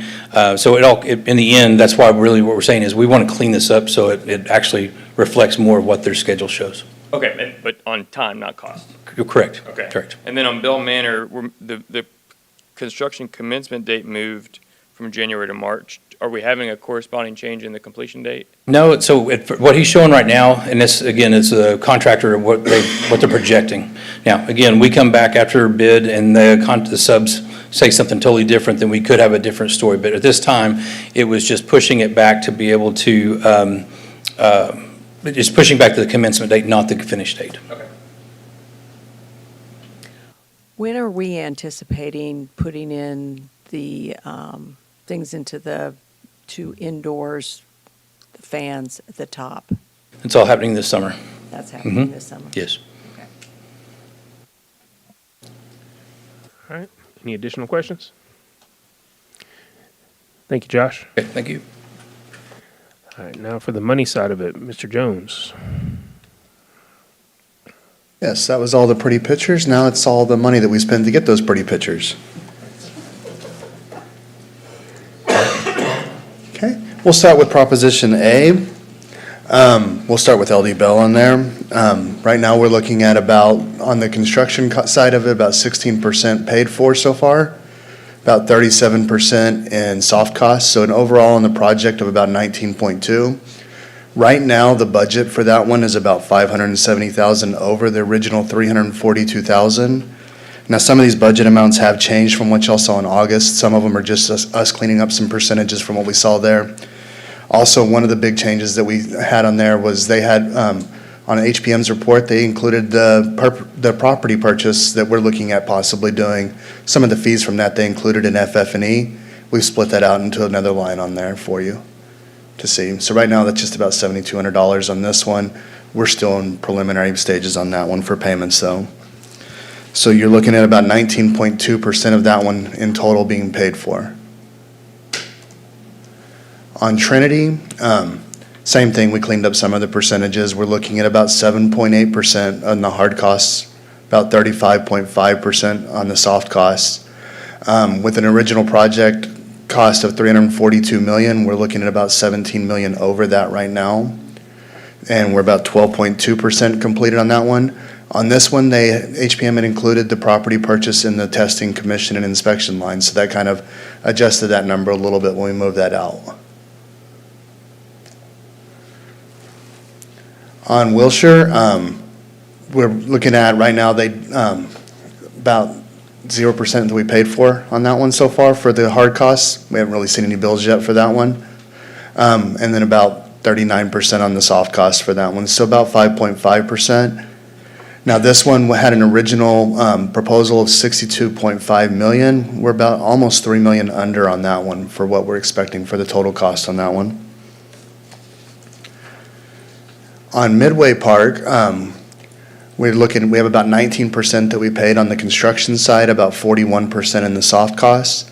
This one had about a $65 million original project cost, and we're about a little over $6 million under on that one. So about 22.5% complete on that one. Hurst Hills, we're about 24% complete on the hard costs, and about 42% on the soft costs on this one. This one also is well under the proposal. It's $64.5 million was the original proposal, and we're about $7 million under that. And then Bell Manor, this one right now, it's still just an estimate for our costs. They're out for bid right now, as Josh said. They're planning on bringing that in February. So we haven't paid anything in the hard costs really yet, and we're about 35% in the design and everything. Now, one big change here was on the architect costs. In the August report, they were a lot higher on there. That was due to a lot of the original elementary design work. For whatever reason, that got included in the reports on Bell Manor. It should have been split between the four, and it is now split between all four. So we're only about 5% on that one. Just based on our estimated numbers, we should be about $3 million under on this project. And then our other projects are just, several of them, as Josh said, are completed. We're just doing final closeouts on some of those. And then the last part of Prop A was some technology infrastructure that we're about 52% spent out on. So in total on those, if you look at all the projects where we're over and under, we're actually about 1.6, almost 1.7 million to the good on all the projects so far on Prop A. Prop B is all technology, and we're about 38% spent out on that one, 38.9% of the 18 million. And then some of the other expenses that are out there that aren't part of the actual original proposal, the Fabaloo Family Support Center, Debbie Williams Center, Activity Center, some of the bond costs that were included with selling the bonds, and then our bond staffing. We're looking at we've spent about 25 million out of the 35 million that we expected there. So 35 million over the bond proposal for those. But when you look at the totals on this, right now we're looking at, we've actually had almost close to $40 million in interest. So that's covering that. We're about $6.2 million to the good on this right now. The big unknown right now is arbitrage. We don't know how much that's going to cost us yet. We're working with Hilco to try to find that out if they have any kind of estimates for us. And then there'll be continued interest as we go. Obviously, as interest rates are coming down, we're going to start seeing less interest. And as we have less money in the bank, we're going to start seeing less interest on it. Any questions?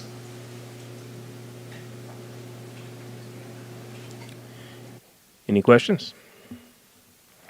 All right. Thank you, Stephen. All right, we are on to action items. There were no items pulled from the consent agenda, so 14.02, consider approval of updates for the 2025-2026 staffing table. Ms. Tuttle? We're asking you tonight to consider approval of 2 units that are teacher assistant units in our SPED department.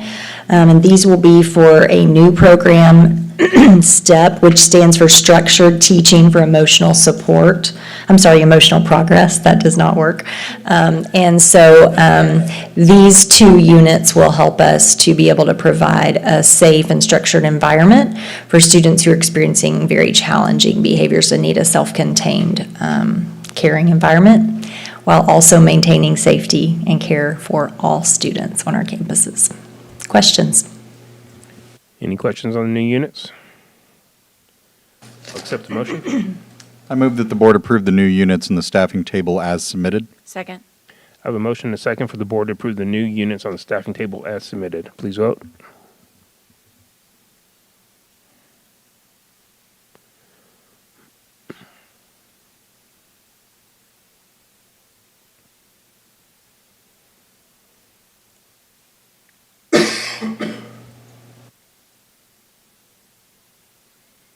That motion passes. 14.03, consider approval of revisions to board policy CH Local Purchasing and Acquisition. All right, so this is a small revision to CH Local based on updates that allow us to take advantage of some new federal thresholds. This specifically is referring to the board delegating to the superintendent authority to self-certify the micro purchase threshold for federally funded purchases, still keeping your authority intact, but delegating that to him. Any questions? Any questions on this policy change? I'll accept the motion. I move the board approve the revision to the board policy CH Local as submitted. Second. I have a motion and a second for the board to approve the revisions to board policy CH Local as submitted. Please vote.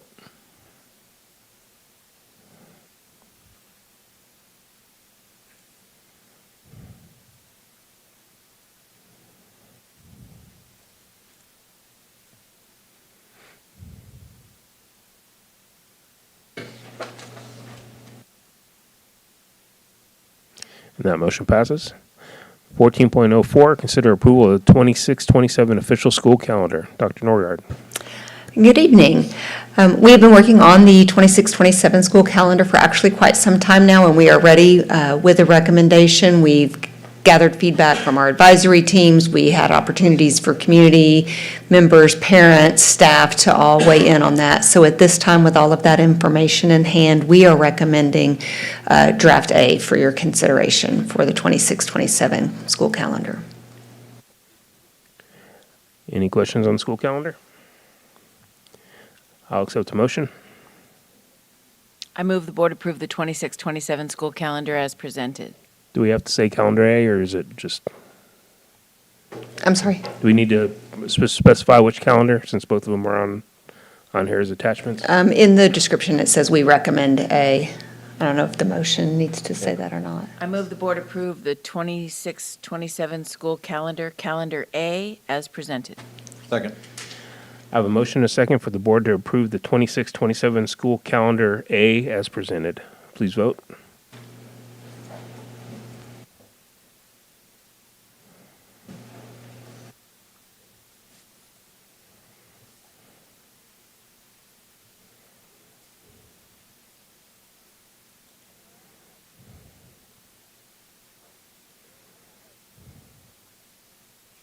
And that motion passes. 14.05, consider approval of financial statements for the month of September and October 2025. Mr. Williams. Okay, good evening, board. It's almost Christmas. Merry Christmas to you guys if I don't get to see some of you. And like Mr. Fielder said, I guess he left, but man, I get to follow all of that. You think it's hard following Christine? I get to follow Christine, Fielder, all the great things we're building, all the great, and even Stephen. I mean, our bond budget. Even Stephen.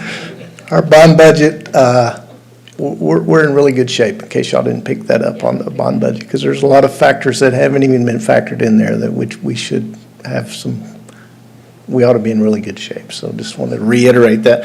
So I'm going to try to make the financials, monthly financials, as exciting as possible. So bear with me. So this is December, so this is when we start our new fiscal year presenting financials. So you've actually had September and October in your packet, but we're only going to go through October because September is included in there. So we're going to start financials ending October 31st, 2025. General fund, we have $177,338,659 fund balance. That represents revenues over expenditures of $1,754,214. That's a little unusual. Usually this time of year, we're kind of flipped on that, but we do actually have more revenue than expenditures for this time of year. Investment interest to date for this reporting period is we're at $642,000 already. Total expenditures as of October 31st are at 16.72% of the budget, so we're within our thresholds we try to adhere to, which are the little numbers up in the corner up there. And so that fund's performing very well so far. General fund expenditure matrix, we are at payroll, we're at $32,586,829, which is 77.7% of the budget so far this year. That will shift, as you know, it'll inch up towards 86, 87% as we go. Towards the end of the year, utilities were at $901,256, or 2.1% of the budget. Instructional supplies were at $889,288, 2.1% also. Other expenditures, $2,724,180, we're at 6.5%. That number is higher than it will be as we move along, but as I indicated last year, that'll include $2.6 million in property insurance this year, which is an improvement from last year. That did come down a little bit from the little over $3 million we spent last year in property insurance, but we also were able to upgrade some of our coverages this year in addition to coming down $400,000 or so. So that's all good. Child Nutrition Services fund balance of $7,160,313. That represents expenditures over revenue in the amount of $160,935. That is normal for this time of the year with child nutrition for expenses to exceed revenue. But as they get their reimbursements back, that will flip also. Investment interest for as of this reporting period was $890,000 for child nutrition services. Total expenditures as of 10/31 were at 13.81%. That child nutrition department is operating very well and doing great as usual. Debt service fund. We have a fund balance of $25,757,802 as of the end of October. That represents revenues over expenditures in the amount of $703,584. Investment interest for this fund is at $179,000. Debt service revenues will begin increasing as tax collections begin to come in December, January. Our first debt service payment will be due February 15th of 2026. That will be $18,338,525. The second and final debt service payment will be $58,868,525, and that won't be due until August 15th of next year. Total debt service owed for the year will be $77,207,050. Tuition-based pre-K fund balance of $281,117. That's expenditures over revenues in the amount of $48,127. Total expenditures as of 10/31 were at 9.75% of the budget, so that program is performing well within its parameters. Special revenue funds, total expenditures as of 10/31 were at 15.91% of the budget, and of course, as always, those tend to lag behind because expenditures will exceed revenues due to the lag in TEA reimbursements. But all those programs are tracking as they are supposed to. Campus Activity Fund, fund balance of $3,943,589. That's revenue over expenditures in the amount of $508,741.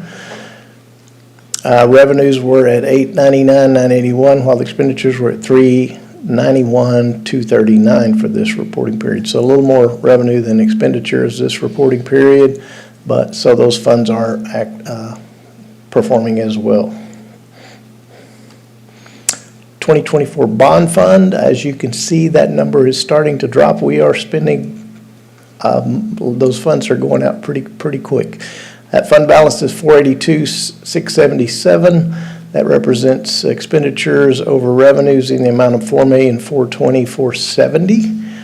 Investment interest revenue for the year as of this reporting period is at $1.2 million. The first issue was, of course, back at February 29th of 2024, and for $600 million. Our final $397.3 million. We are looking to possibly make that sell this summer, and interest rates coming down will help us in that regard. So that is a positive to interest rates coming down. It should help get us a better rate on those bonds when we sell that next issue.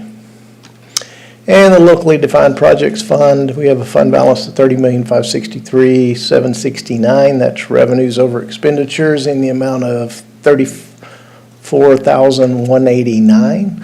Investment interest revenue for this fund is at $119,600. Same thing I tell you every month, as we bring things to the board, we can fund things out of this fund. We will likely, once the audit is complete, we may bring an amendment to you to move some excess funds into this for about $4.3 million possibly, which with some of the projects coming up that we need to do, that we're gonna need to do that most likely. So we will be bringing that to you, but right now the only revenue we're getting into this fund is from interest revenue. So that fund's performing. Any questions? That should be the end. Any questions on the financial statements? I'll accept the motion. I move the board approve the financial statements for September and October 2025 as presented. Second. I have a motion and a second for the board to approve the financial statements for September and October 2025 as presented. Please vote.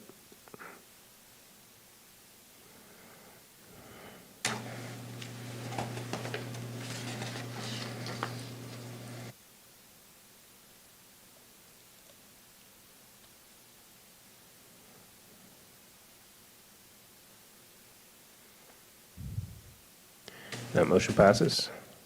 All right, 14.06, consider approval of budget transfer and amendments request for consideration December 2025. Okay, budget transfers are really minimal this month, $1,500. That's moving some funds from Function 41, General Administration, to Student Transportation, Function 34, to cover some employee drug testing costs in that area. The December budget amendment is that first top line item you see in the amount of $434,900. That's most of that is for new SPED employment positions that we've taken on, and then there's the roll forward for the 25-26 roll forward for TK educational funds that we're transferring forward. The Function 36 expenditure in the amount of $105,673 is thanks to Ms. Cumberledge for BPA travel. Good things. Good things happen, good things cost money. I would expect that we may get to do this some more in the future if all goes well, which is not a bad thing, but they do cost money. And then this last biggest expenditure is $604,740, and that is for getting kicked off with our Skyward implementation. If you remember from that presentation, it's going to cost us money up front to get it going and kicked off, but over the next 5 to 7 years, it's going to save us money overall. So good things. That's the budget amendment request. All right. Any questions on budget transfers and amendments? I'll accept the motion.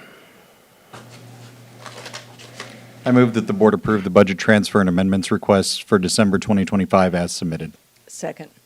I have a motion and a second for the board to approve the budget transfer and amendment request for December 2025 as submitted. Please vote.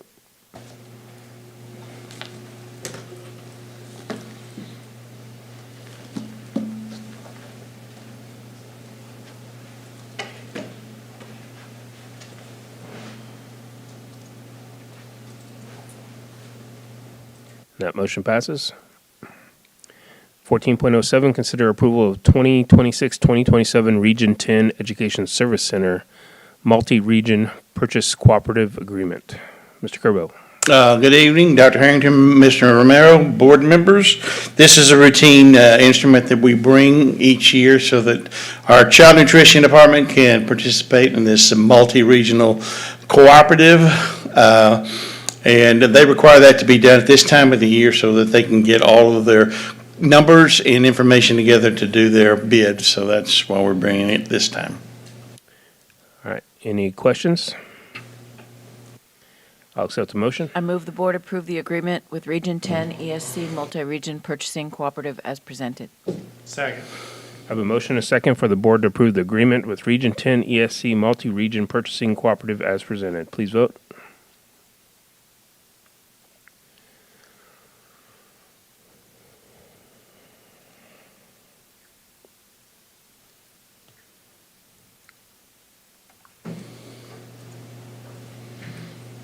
And that motion passes. 14.08, consider approval of extension of RFP 24-22 catering and snack services. This is the first of 4 extension options so that we can continue to buy from local vendors for our catering and snack needs on an as-needed basis. All right. Any questions on this RFP? I'll accept the motion.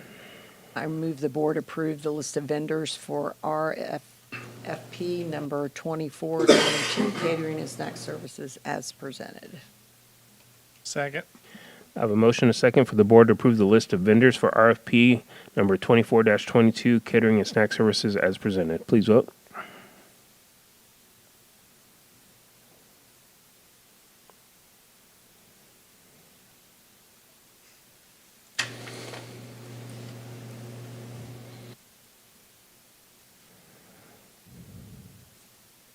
That motion passes. 14.09, extension of RFP 24-24 Spiritware Awards, Trophies, and Promotional Items. This is a similar type item as the previous one in that it's a first of 4 extensions to be able to buy spiritware, spirit items, awards, plaques, trophies, and those things that fall in those categories. Again, these are on an as-needed basis. Any questions? I'll accept the motion. I move the board approve the list of vendors for RFP 2424, Spiritware, Awards, Trophies, and Promotional Items as presented. Second. I have a motion and a second for the board to approve the list of vendors for RFP 24-24 Spiritware, Awards, Trophies, and Promotional Items as presented. Please vote.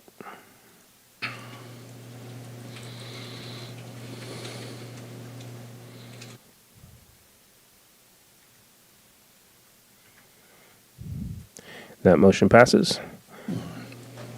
14.10, consider approval of purchase of fire alarm systems for North Hurst Elementary.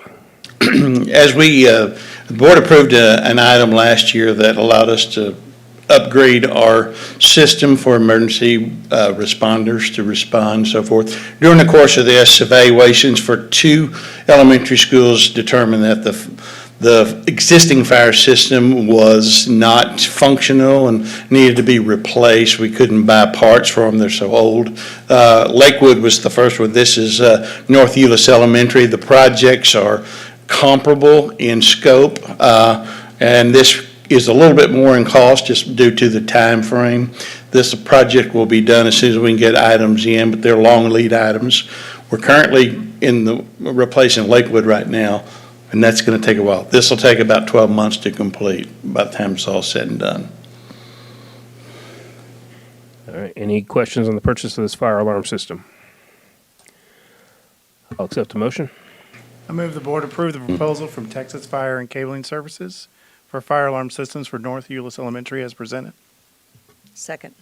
I have a motion second for the board to approve the proposal from Texas Fire and Cabling Systems Incorporated for the fire alarm system for North Euless Elementary as presented. Please vote.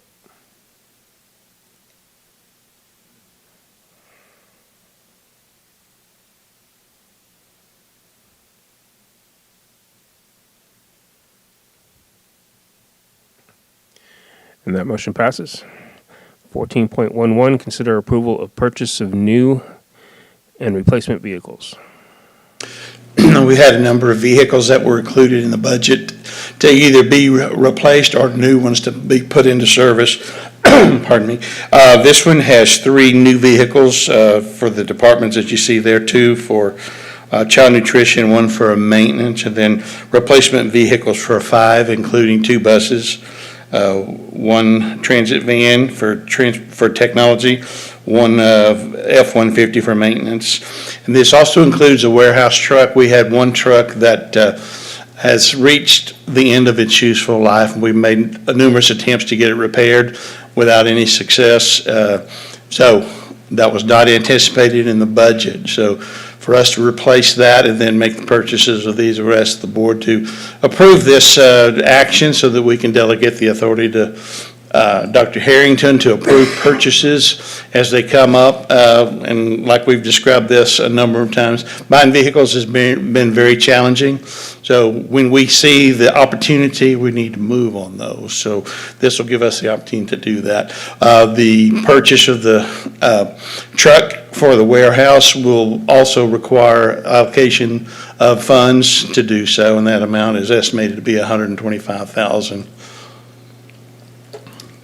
All right. Any questions on the purchase of these new vehicles? I have a question. Gary, could you explain the note to me? The new freezer truck for child nutrition is being re-procured due to failure from a previous award? Yes, this was awarded last year, and they failed to deliver, could not deliver. So we terminated that agreement, and we're just going to have to go back out and re-procure it. So the funds are still there from previous years, so we'll just re-procure it and find us somebody who can provide us with a refrigerated truck. Thank you. All right. Any other questions? I'll accept the motion.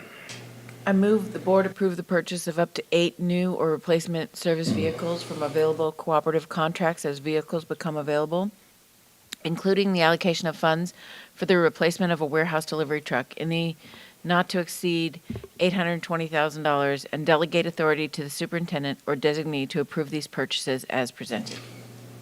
Second.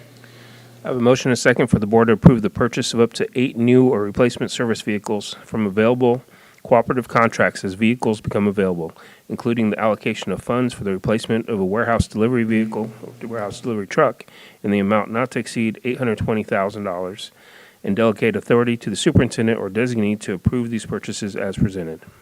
Please vote.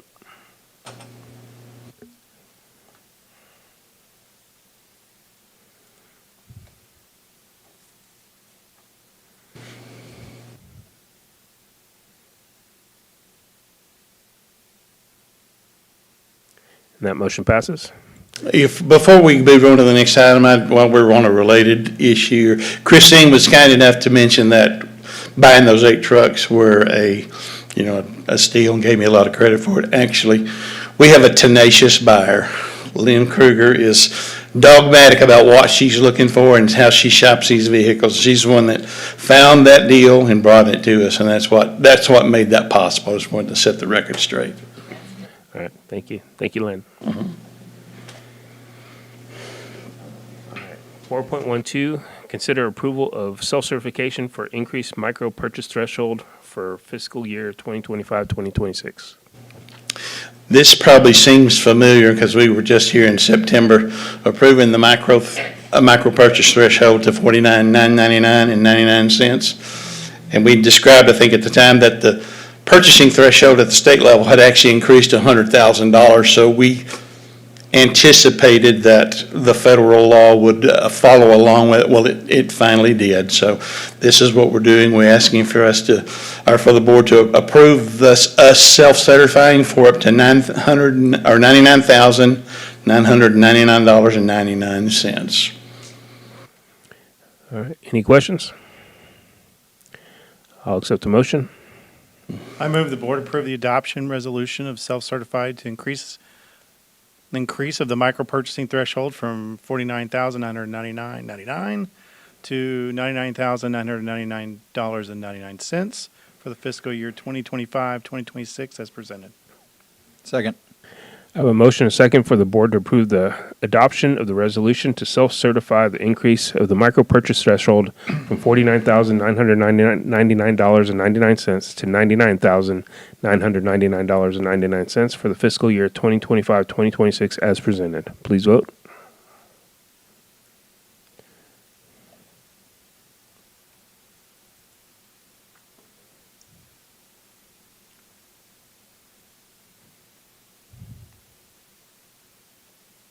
That motion passes.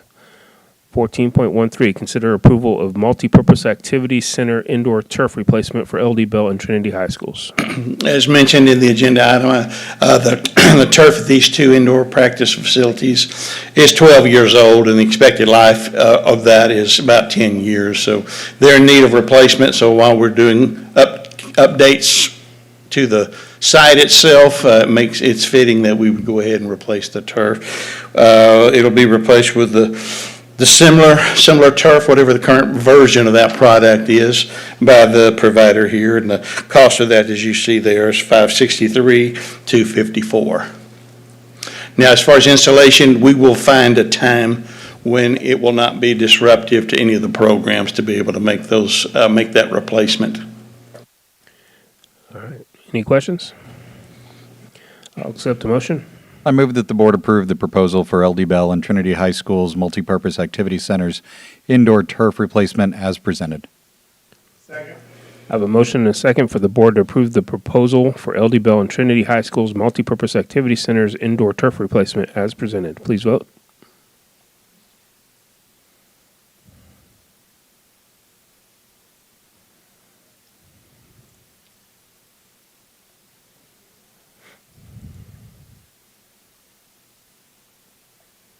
That motion passes. 14.14, consider approval of amendment number 13 to AIA B 102-2007, standard form of agreement between owner and architect. And that's the item we're recommending that we pull it this time. We'd like to look at that a little more. Okay. So without objection, that item will be pulled. 4.15, consider approval of declaration of the construction delivery method and budget for the replacement of marquee signs district-wide. Same thing. Yep. Okay, without objection, 14.15 will be pulled. 14.16, consider approval of interactive flat panel purchase. Dr. Hopkins, any questions? I'll accept a motion. Board approve the purchase of interactive flat panel displays from Superior Fiber and Data Services under TIPS contract number 230901 as presented. I have a motion and a second for the board to approve the purchase of the interactive flat panel displays from Superior Fiber and Data Services under TIPS contract number 230901 as presented. Please vote.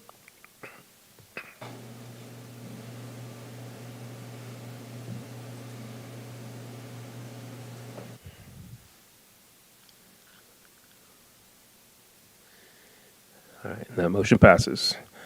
All right, we're down to other business, 15.01. Does any board member have any items to request be added to future board agendas? All right, 15.02, consider approval of the Texas Association of School Boards membership renewal.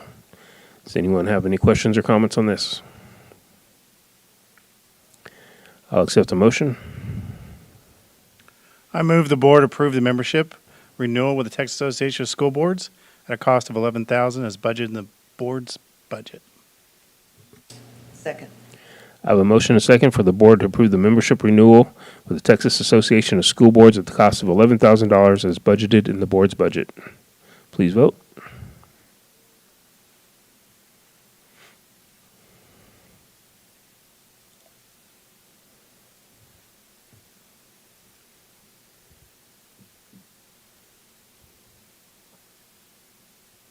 That motion passes.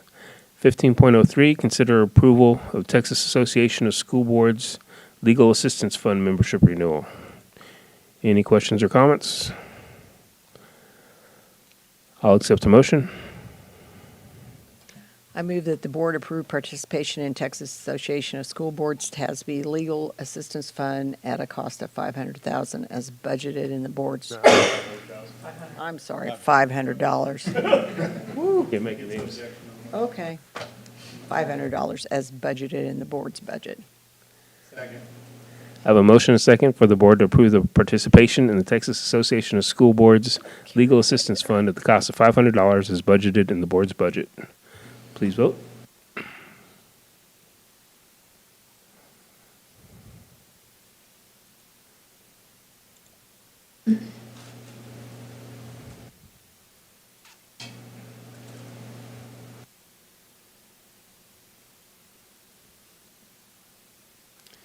That motion passes.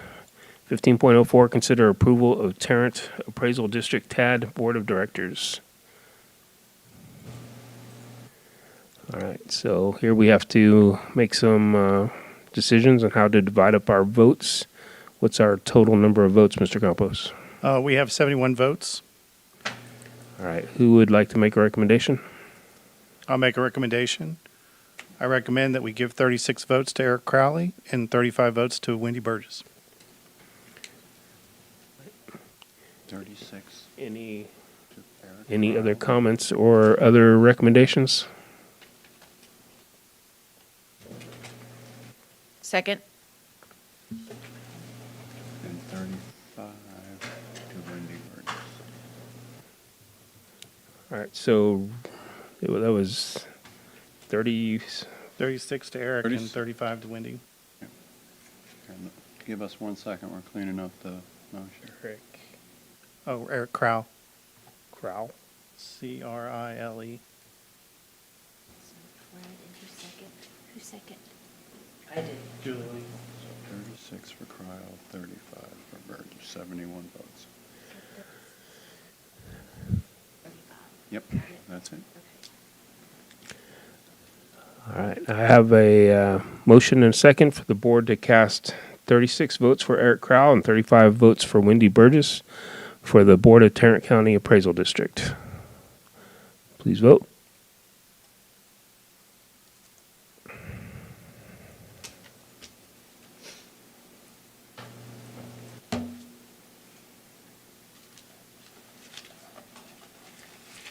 And that motion passes. 15.05, consider approval of board operating procedures. These are the procedures that we received at our last meeting and discussed. Did anyone have any further questions about them? Then I'll accept a motion. I move the board approve the revisions to the HEB-ISD board operating procedures as submitted. Second? I have a motion and a second for the board to approve the revisions to the HEB-ISD board operating procedures as submitted. Please vote.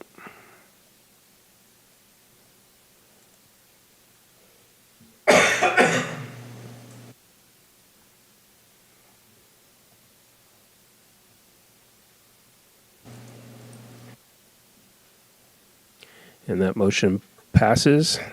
Thank you to Julie and Chris for all your hard work on that. It is appreciated. Do not need a second closed session? No. And I'll accept a motion to adjourn. So moved. We are adjourned. Remember, you have items in the back if you need to get them.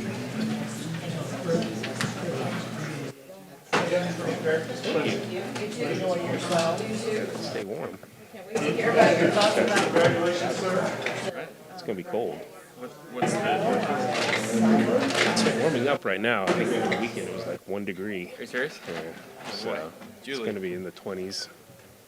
Thank you. Thank you. Oh, here. Oh,